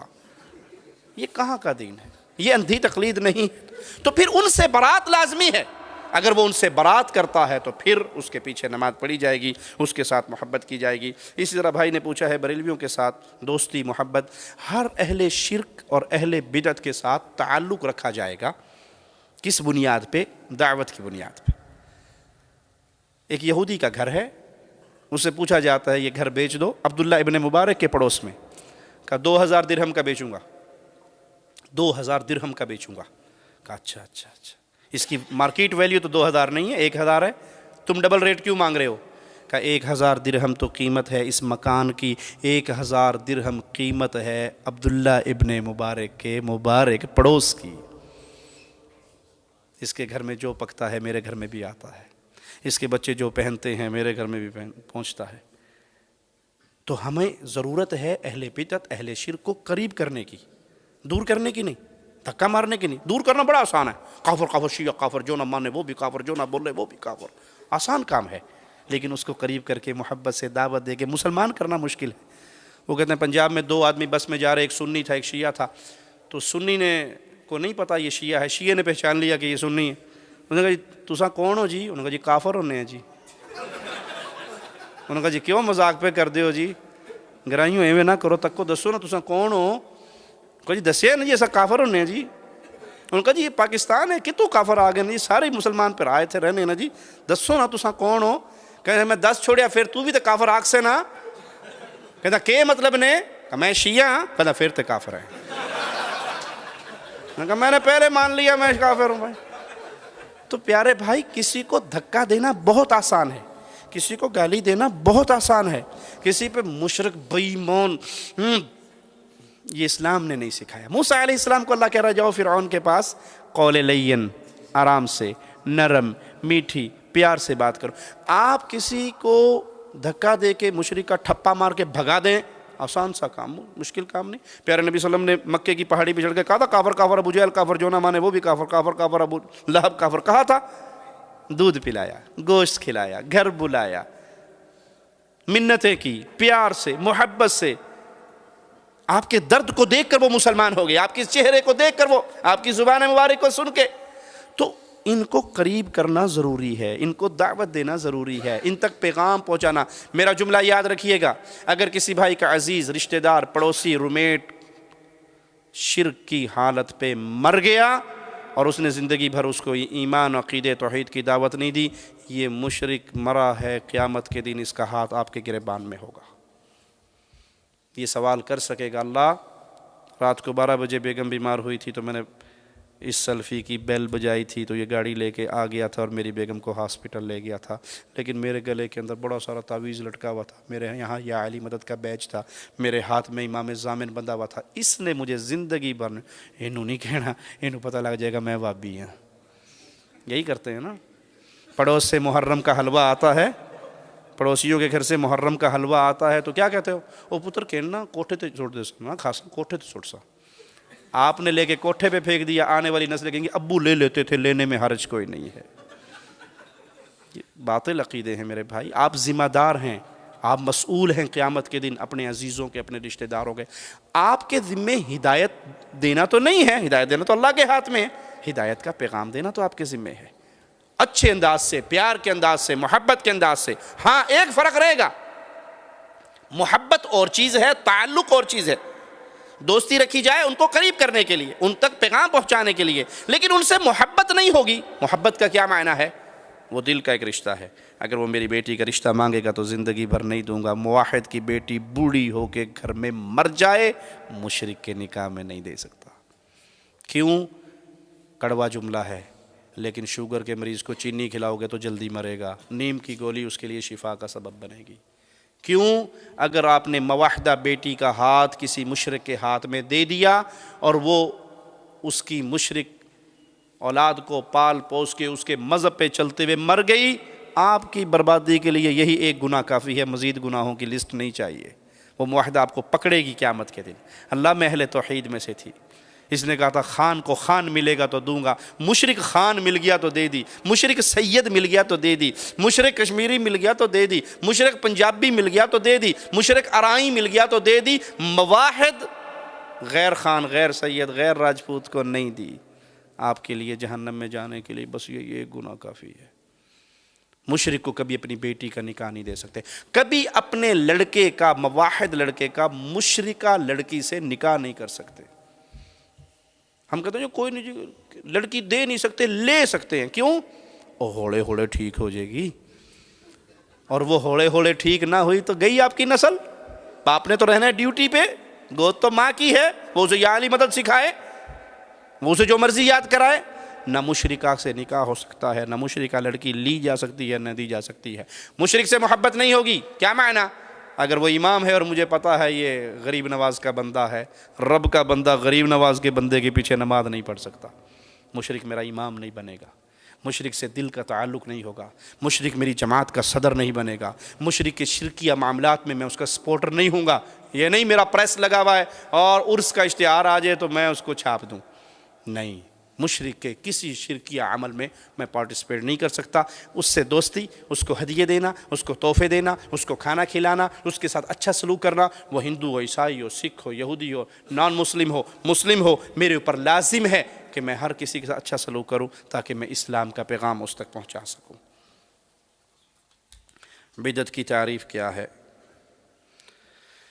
دین اسلام کے اندر کوئی نیا کام جو ثواب کی امید پہ کیا جائے وہ بدعت ہے۔ دین اسلام میں کوئی نیا کام ثواب کی امید پہ کیا جائے، اجر و ثواب رکھا جائے تو وہ کیا ہے؟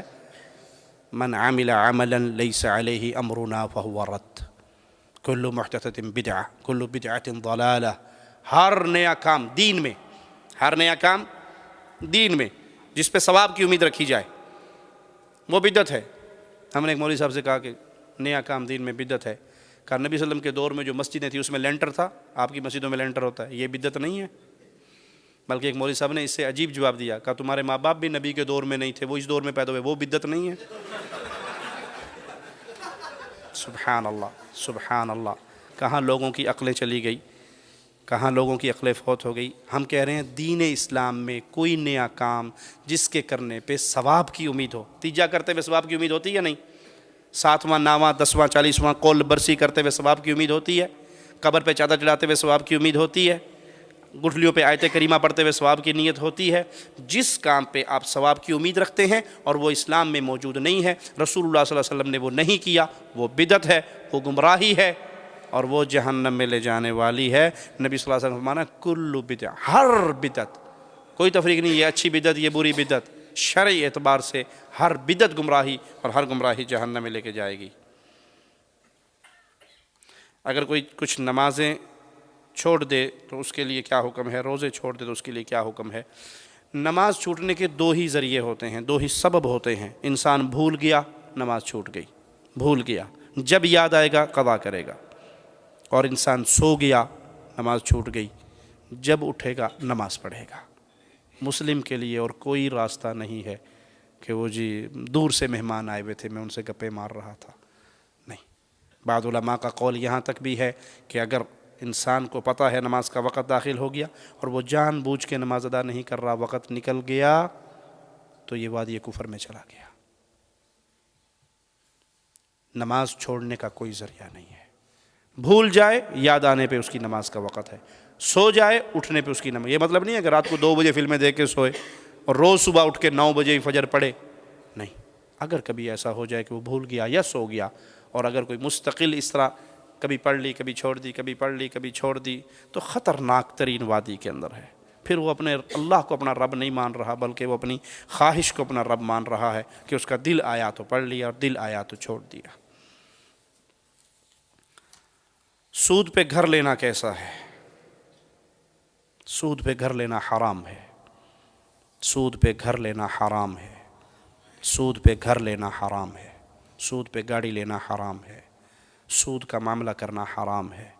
سود کا سب سے چھوٹا گناہ سگی ماں کے ساتھ بدکاری ہے۔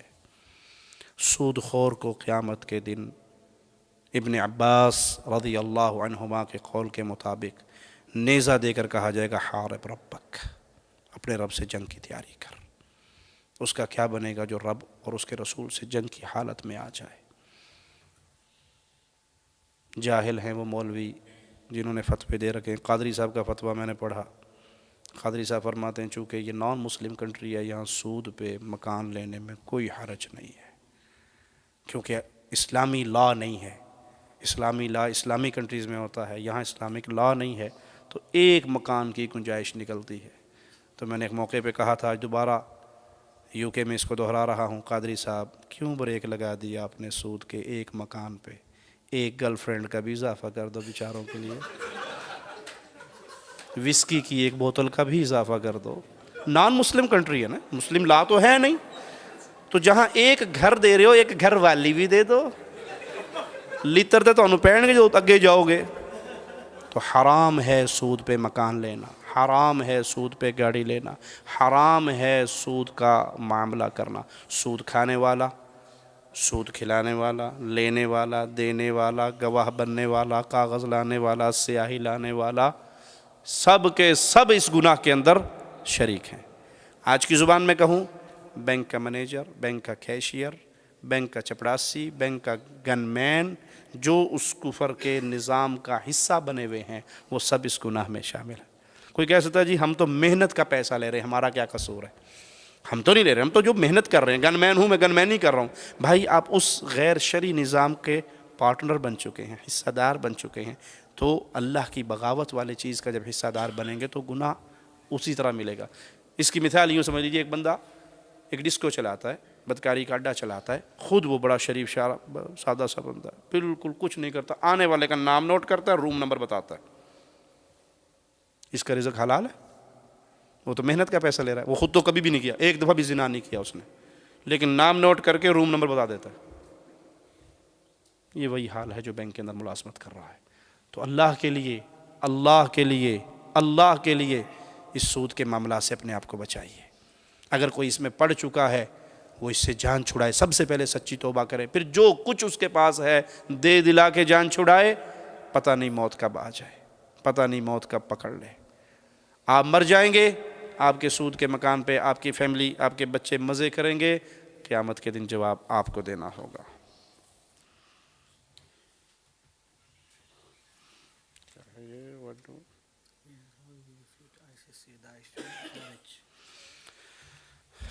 داعش ایک تنظیم ہے، اس کے بارے میں ISIS، اس کے بارے میں کسی بھائی نے سوال کیا ہے، تو اس پہ علماء کا تفصیلی کلام آ چکا ہے۔ محدث مدینہ شیخ عبد المحسن العباد کا بھی فتویٰ آ چکا ہے، شیخ صالح فوزان کا فتویٰ آ چکا ہے، دکتور صالح سحیمی کا فتویٰ آ چکا ہے۔ یہ کبار علماء ہیں، یہ کبار علماء ہیں، اور سب نے ان کے اوپر خوارج کا فتویٰ لگایا ہے۔ بلکہ ان کے ایک کسی کا ٹویٹر کا ایک کلپ مجھے کسی نے بھیجا، تو اس نے یہ لفظ لکھا کہ جب ہم سعودیہ کو فتح کریں گے تو صالح فوزان کی گردن کو کاٹ کر ہم اللہ کی عبادت کریں گے، نتقرب الی اللہ بذبح فوزان۔ تو یہ خوارج کا گروہ ہے، اس سے اپنے دامن کو بچائیے۔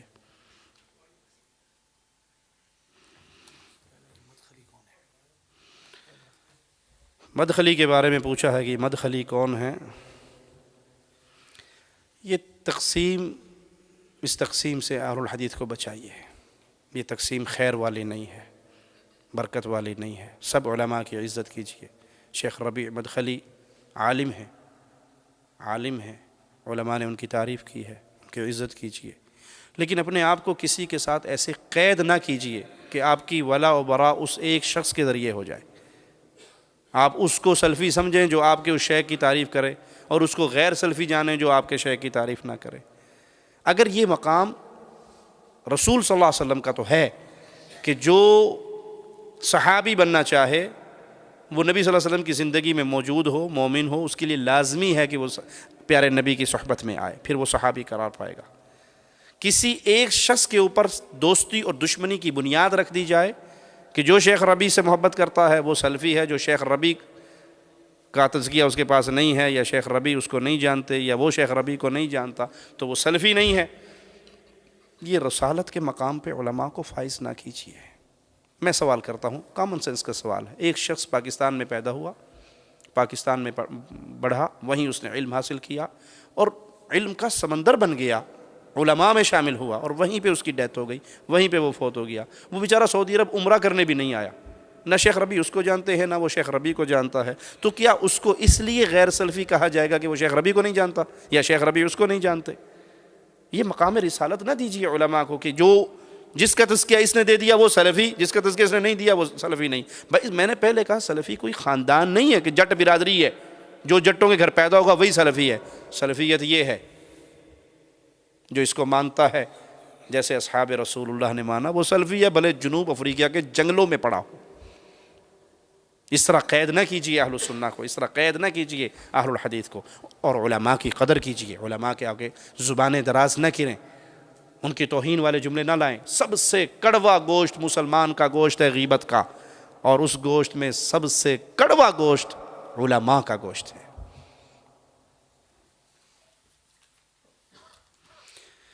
واٹ از اے نجدی؟ نجدی کون ہے؟ ڈیٹیل کے لیے ircpk.com ہماری ایک ویب سائٹ ہے، اس پہ شیخ ابراہیم بھٹی حافظہ اللہ کی تفصیلی ایک تقریر ہے نجدی کون، وہ سنیے۔ اور مختصر یہ کہ اس نجدی سے مراد وہ لیتے ہیں شیخ محمد بن عبد الوہاب رحمہ اللہ کی طرف اشارہ کرتے ہیں۔ نبی صلی اللہ علیہ وسلم نے جو اشارہ کیا تھا وہ عراق کی طرف اشارہ تھا، جو فتنے اٹھے ہیں وہ عراق سے اٹھے ہیں۔ نجد کہتے ہیں ابھری ہوئی چیز کو، تو اس سے مراد حجاز کا نجد نہیں بلکہ عراق کا نجد ہے۔ اور فتنوں کی ساری تاریخ، شیعت کا فتنہ، صوفیت کے فتنے، وحدت الوجود کے فتنے، یہ سارے فتنوں کی آماج گاہ جو ہے اس وقت سے لے کے آج تک وہ عراق سے ہی یہ پھوٹ رہے ہیں۔ شیخ محمد عبد الوہاب رحمہ اللہ نے تو پیارے نبی صلی اللہ علیہ وسلم کی لائی ہوئی شریعت کی تجدید کی، اس توحید کے گلستان کے اندر پھر وہ پھول کھلے، وہ قبر پرستی کا شرک ختم ہوا۔ تو یہ گمراہ کرنے کے لیے ایک لفظ استعمال کرتے ہیں کہ یہ نجدی ہیں، اس سے مراد یہ نہیں ہے۔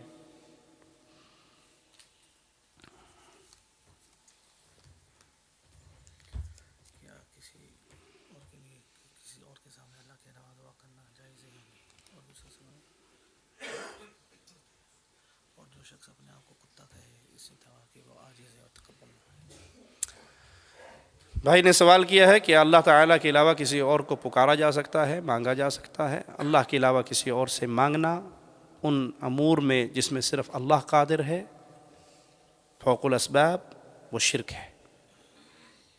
تحت الاسباب جائز ہے. تعاونوا علی البر والتقوی ولا تعاونوا علی الاثم والعدوان. نیکی میں ایک دوسرے کی مدد کرو، برائی میں مدد نہ کرو. جائز ہے، بالکل جائز ہے. آپ کہہ سکتے ہیں بھائی پانی پلانا، آپ کہہ سکتے ہیں بھائی میرے یہ گاڑی کو پارک کرنا. اسباب کے تحت ایک دوسرے کی مدد کی جا سکتی ہے. لیکن جہاں کوئی سبب نہیں ہے، آپ کہیں جنگلوں میں پھنسے ہوئے ہیں اور وہاں آپ کے پیچھے دشمن لگ گیا ہے، اب وہاں پر آپ کھڑے ہو کر کسی ایسے بزرگ کو پکار رہے ہیں جو آپ کے سامنے بندوق والا کھڑا ہے، شیر کو گولی مار دے، ٹھیک ہے اسباب ہے، آپ نے گولی مروا دی اس شیر کو، بچ گئے آپ. لیکن وہاں پر کہیں باول حق بیڑا تک، باول حق تو بیچارہ خود قبروں میں پڑا ہے، وہ کہاں دھکے گا، اس کا تو اپنا بیڑا دھکا گیا قبر میں. تو وہاں پہ صرف اللہ کو پکارا جائے گا، اللہ کے علاوہ کسی کو نہیں پکارا جائے گا. یہی تعلیم ہمیں اس اللہ کے کلام سے ملتی ہے. ادعونی، پکارو مجھے پکارو، میں تمہاری پکاروں کو سننے والا ہوں. ومن نصر الا من عند اللہ، مدد جب بھی آتی ہے صرف اللہ کی طرف سے آتی ہے. مجھے واقعہ یاد ہے تو میں حج پہ جا رہا سعودی عرب میں، ریاض سے میں نکلا مکہ روڈ پر، تو ایک پیٹرول پمپ پہ ایک سعودی فقیر مانگتا پھر رہا، اور وہ بالکل سلیم سالم صحیح سلامت، نہ لنگڑا نہ کانا نہ اندھا، کچھ بھی نہیں. تو میں نے کہا یہ گاڑیوں سے گاڑی والوں کے پاس جاتا ہے، گیٹ پہ جاتا ہے اور پیسے لیتا ہے، میں اسے کچھ نہیں دوں گا، بالکل ٹھیک ٹھاک ہے، یہ کوئی معذور نہیں ہے بیچارہ جو کما نہ سکے، یہ کما سکتا ہے. اب وہ میرے پاس آیا اور اس نے دروازہ بجایا، میں نے شیشہ نیچے کیا، اس نے ایک جملہ کہا، واللہ بے اختیار میری جیب میں جو کچھ تھا وہ اس کی جیب میں چلا گیا. اس نے کہا اعطنی مما آتاک اللہ. قربان جاؤں شیخ محمد بن الوہاب رحمہ اللہ پر، اس کے دیر کے فقیر بھی موحد ہیں. جن کو گالیاں دیتے ہو اس نے اپنے دیش کے فقیروں کو بھی توحید سکھائی ہے. تمہارے دیش کے شیخ الحدیث کو بھی نہیں پتا کہ اللہ سے مانگنا ہے یا مردوں سے مانگنا ہے. اعطنی مما آتاک اللہ، جو مال تیری جیب میں ہے مولوی صاحب تیرا نہیں ہے، اللہ نے تجھے دیا ہے، میرا حق نکال اس میں سے. فقیر نے مجھے یہ کہا، میں نے جیب میں سے نکالا، جو کچھ تھا اس کی جیب میں چلا گیا. تو جب بھی مانگنا ہے اللہ سے مانگیے، غیر اللہ سے نہ مانگیے. نبی صلی اللہ علیہ وسلم نے اپنے اصحاب کو یہی تعلیم دی، اللہ سے مانگیے، اللہ دینے والا ہے. جو کہتے ہیں بادشاہ ایک آتا تھا مسجد میں نماز پڑھنے، ایک فقیر دائیں طرف بیٹھتا تھا، ایک بائیں طرف. وہ فقیر جو دائیں والا تھا وہ کہتا اللہ تو نے بادشاہ اکبر کو بہت دیا، مجھے بھی دے. جو بائیں طرف والا تھا وہ کہتا بادشاہ تجھے اللہ نے بہت دیا، تو مجھے دے. اس نے کہا بے وقوف، اللہ سے مانگا کرتے ہیں، اللہ دینے والا ہے. کہتا ہے وابی جی نا اللہ سے مانگ کرتے ہیں، دیکھنا بادشاہ مجھے کتنا دے گا، تجھے کیا ملے گا. میں کہا ٹھیک ہے مانگ لے. یہ دونوں آواز لگاتے ہیں ہر جمعے پہ، بادشاہ اکبر تجھے اللہ نے بڑا دیا، مجھے دے. وہ کہتا اللہ تو نے بادشاہ کو مجھے دیا، مجھے کیوں نہیں دیتا، مجھے بھی دے. تو بادشاہ نے آ کر وزیر سے کہا کہ جو اللہ سے مانگتا ہے تو اللہ تو اس کو خالی نہیں رکھے گا، ضرور دے گا. یہ بے وقوف پاگل ایک میرا نام لیتا ہے، اس کو کچھ بھیجو، اس کا منہ بند کرو. تو بادشاہ تھے اس دور کے، ان کے اپنے انداز تھے. انہوں نے کیا کیا، ایک بڑی ساری دیگچی کے اندر نیچے سونے کی اشرفیاں لگائیں، اوپر کھیر رکھی اور فقیر کو جا کے وزیر دے آیا. اب وہ فقیر کھیر کھا رہا ہے اور اس فقیر کو چھیڑ رہے ہیں، اللہ دے، اللہ دے دے، وسیلے کے بغیر، منکر وسیلے کا کہاں سے ملے گا. بادشاہ سے مانگ، دے کتنا دے کے گیا مجھے. انہوں نے کہا دے گیا تو کھا، مجھے تو اللہ ہی دے گا. لیکن دونوں کاروبار تو ایک ہی تھے نا، پیٹی پر آتے دونوں. فقیر تھا وہ بھی، یہ بھی. جب کھیر کھا کھا کے رج گیا نا تو تھوڑی سی کھیر بچی. انہوں نے کہا لا تو بھی کھا لا، لا تو بھی کھا لا. انہوں نے کہا میں گھر جا کے کھاواں گا. دیکھ جی اپنے پاس رکھ لی، گھر چلا گیا. اگلا جمعہ آیا تو وہ کوئی نہیں تھا اور یہ پھر بیٹھا تھا. بادشاہ تجھے اللہ نے بڑا دیا، کیوں نہیں دیتا، مجھے بھی دے. اس نے وزیر سے کہا تم نے اس کو کچھ دیا نہیں. کہا بادشاہ سلامت پوری دیگچی سونے کی بھر کے دی تھی. کہا پوچھو اس سے کیا ہوا. کہا جی کیا ہوا، تجھے پچھلے جمعے کھیر نہیں ملی. کہا جی ملی سی جی، بڑی مہربانی جی، سلام جی، تھوڑی نزلہ نو سلام جی، کیا شاہی کھیر کا مزہ تھا، بڑی مزیدار کھیر تھی. کہا پھر، کہا کھائی. کہا پھر، کہا اور کھائی. کہا پھر کیا ہوا. کہتے گستاخ بابی جی بیٹھتا سی میرے کو کہتا سی اللہ دے گا، اللہ دے گا، اللہ دے گا. اور میں انہوں کیا اللہ دے گا، اللہ نے وسیلے بڑھائے نے، بادشاہ کو مانگ. تو تھوڑی سی کھیر بچ گئی تھی، میں نے اس کو دے دی. کہا پھر اس کو اللہ نے دے دیا، اس کھیر کے نیچے سارا خزانہ ہی تھا. تو جب پکاریے اللہ کو پکاریے، جب مانگیے اللہ سے مانگیے. اللہ کے علاوہ سب منگتے ہیں، سب کے خزانے ختم ہونے والے ہیں اور اللہ کے خزانے ختم نہیں ہونے والے.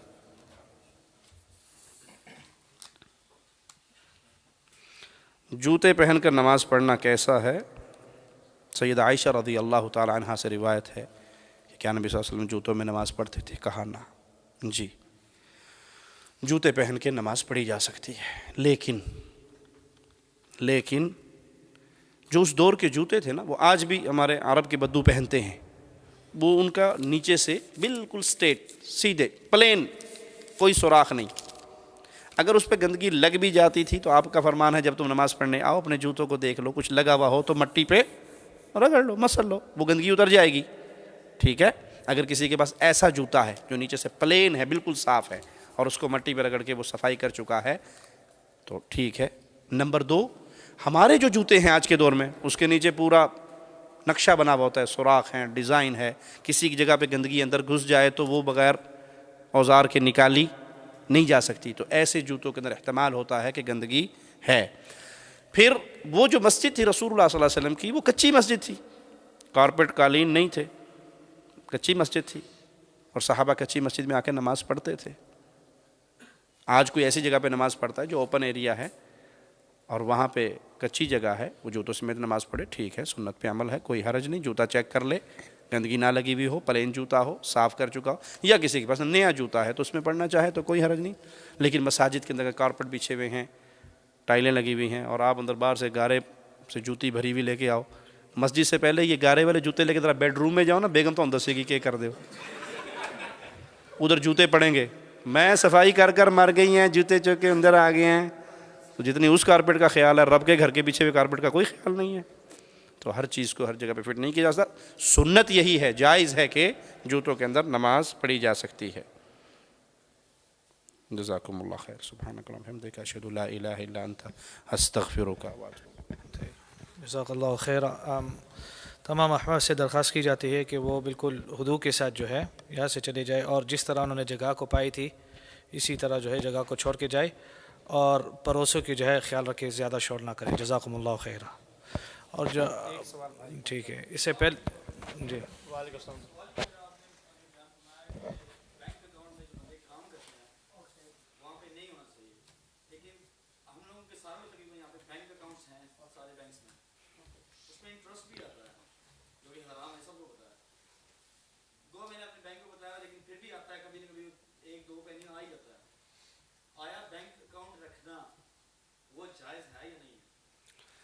جزاک اللہ خیر. بینک اکاؤنٹ میں اگر پیسے رکھنے پڑیں تو کرنٹ اکاؤنٹ میں رکھنے چاہیے جہاں پہ سود نہیں آتا. سیونگ اکاؤنٹ میں نہیں، کرنٹ اکاؤنٹ میں نہیں آتا، کرنٹ اکاؤنٹ میں سود نہیں آتا، سیونگ اکاؤنٹ میں آتا ہے. تو سیونگ اکاؤنٹ میں پیسے بالکل نہیں رکھنے چاہیے، صرف مجبوری کی حالت میں کہ گھر میں رکھوں گا، چوری کا ڈر ہے، ڈاکے کا ڈر ہے، تو یہ مجبوری ہے، فتنوں کے زمانے میں سانس لے رہے ہیں، کوئی اور حل نہیں ہے، تو مجبوراً کرنٹ اکاؤنٹ میں پیسے رکھے جائیں، سیونگ اکاؤنٹ میں نہ رکھے جائیں. اور اگر کسی نے پہلے سے رکھے ہوئے ہیں تو وہ توبہ کرے، اور توبہ کرنے کے بعد جو اس کو اصل زر اس نے بینک میں جمع کرائی تھی وہ اس کے لیے حلال ہے، اور جتنی اس پہ سود لگ چکا ہے وہ سود بینک میں نہ چھوڑیں، بینک سے لے لیں، بینک میں نہ چھوڑیں، بینک سے وصول کر لیں، لیکن وصول کر کے آپ اپنی ذات پہ نہیں لگا سکتے، اللہ نام پہ نہیں لگا سکتے. اس کو کہیں پبلک ٹوائلٹ بنوا دیں، کوئی سڑک بن رہی ہے وہاں ڈلوا دیں، گندا کام ہے. شیخ ابن باز رحمہ اللہ کا فتویٰ ہے وہ گندا پیسہ گندی جگہ پہ لگا دیں، وہ اللہ نام پہ خرچ نہیں ہو سکتا، وہ ثواب کی امید پہ خرچ نہیں ہو سکتا. ٹھیک ہے، وہ گندا پیسہ ہے، اس کو گندی جگہ پہ پھینک دیں، کہیں ٹوائلٹ بنوا دیں، کہیں ایسی جگہ پہ لگا دیں جس سے آپ کا کوئی لنک نہیں ہے، وہ پبلک کے رفاع عامہ کے اندر آ جاتا ہے. یا کوئی ایسا مریض آپ دیکھتے ہیں جو خط غربت سے نیچے زندگی گزار رہا ہے اور اس حالت کی زندگی میں پہنچ چکا ہے کہ اس کے لیے سور کھانا بھی جائز ہو گیا، ایسے مرض کا شکار ہے، اسے ہیپاٹائٹس سی ہو گیا ہے، اس کی سرجری ہونی ہے، آپریشن ہونا ہے دل کا، تو ایسی کیفیت میں ہے کہ اس کے لیے حرام بھی حلال ہو چکا ہے، تو ایسے مریض کا کوئی علاج کروا دیں، ثواب کی امید نہیں ہوگی، اللہ نام پہ خرچ نہیں ہوگا.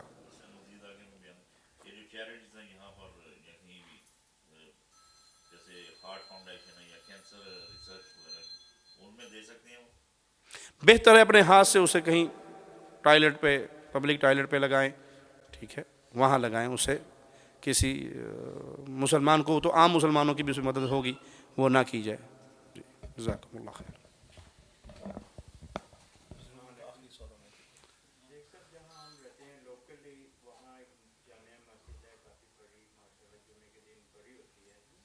لیکن نیکسٹ ڈور اس کی دیوار کے ساتھ ایک اور جامع مسجد بنا رہے ہیں دو پارٹ میں، کیا یہ جائز ہے کہ دو مسجدوں کی دیوار ایک دوسرے کے ساتھ؟ تشریف رکھیں. اگر تو وہ بھائی نے سوال کیا ایک مسجد پہلے سے موجود ہے، اس کی دیوار کے ساتھ ایک اور مسجد بنائی جا رہی ہے، فرقے والے بھی نہیں، وہ آپس میں ایک دوسرے کو کہتے ہیں ہم وہابی ہیں یا وہ وہابی کوئی نہیں ہے، سب سنی ہے، وہ بھی سنی ہے، لیکن آپ یہ وہ چندے دی لڑائی ہوگی نا جی، تو نویں دکان پہ کھل دیے، یہ مسئلہ ہے. ایک مسجد والے دوسری مسجد میں آپ چندہ بھی لے جاتے ہیں کہ بھی ہماری مسجد بن رہی ہے، اور جو نہیں، ایسی جگہ پہ دوسری مسجد جہاں ایک مسجد پہلے سے موجود ہے، ٹھیک ہے، نہیں ہونی چاہیے، الا یہ کہ وہ جو پہلے سے مسجد آباد ہے وہ اہل توحید کی نہیں ہے، اہل شرک کی ہے، وہاں شرکی عقائد پھیلتے ہیں، شرکیہ دعوت دی جاتی ہے، تو پھر اس کو چھوڑ کے اگر کوئی اہل توحید اپنے لیے الگ مسجد بناتے ہیں وہ ٹھیک ہے. جی وہ اپنی جی وہ فنڈنگ کا چکر اور وہ چندے کا چکر ہوتا ہے. اور یہاں پہ ایک پوائنٹ اور یاد رکھیے کہ اکثر لوگ بڑی سادگی سے مساجد کو چندہ دے دیتے ہیں، یہ جانے بغیر کہ یہ مساجد اہل توحید کی ہیں یا اہل شرک کی ہے. تو اہل شرک کی مساجد میں، ان کے مدارس میں فنڈ دینا جائز نہیں ہے. کیوں؟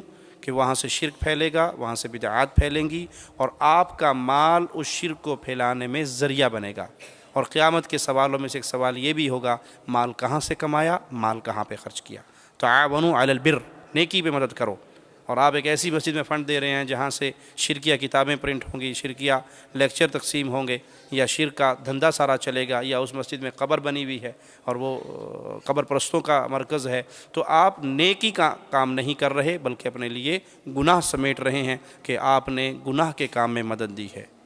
اللہ ہم سب کو ہدایت عطا فرمائے، دین پہ قائم رکھے، زندہ رکھے، تو اسی توحید کی دعوت دیتا ہوا رکھے. جزاکم اللہ خیر. سبحانک اللہم و بحمدک، اشہد ان لا الہ الا انت، استغفرک.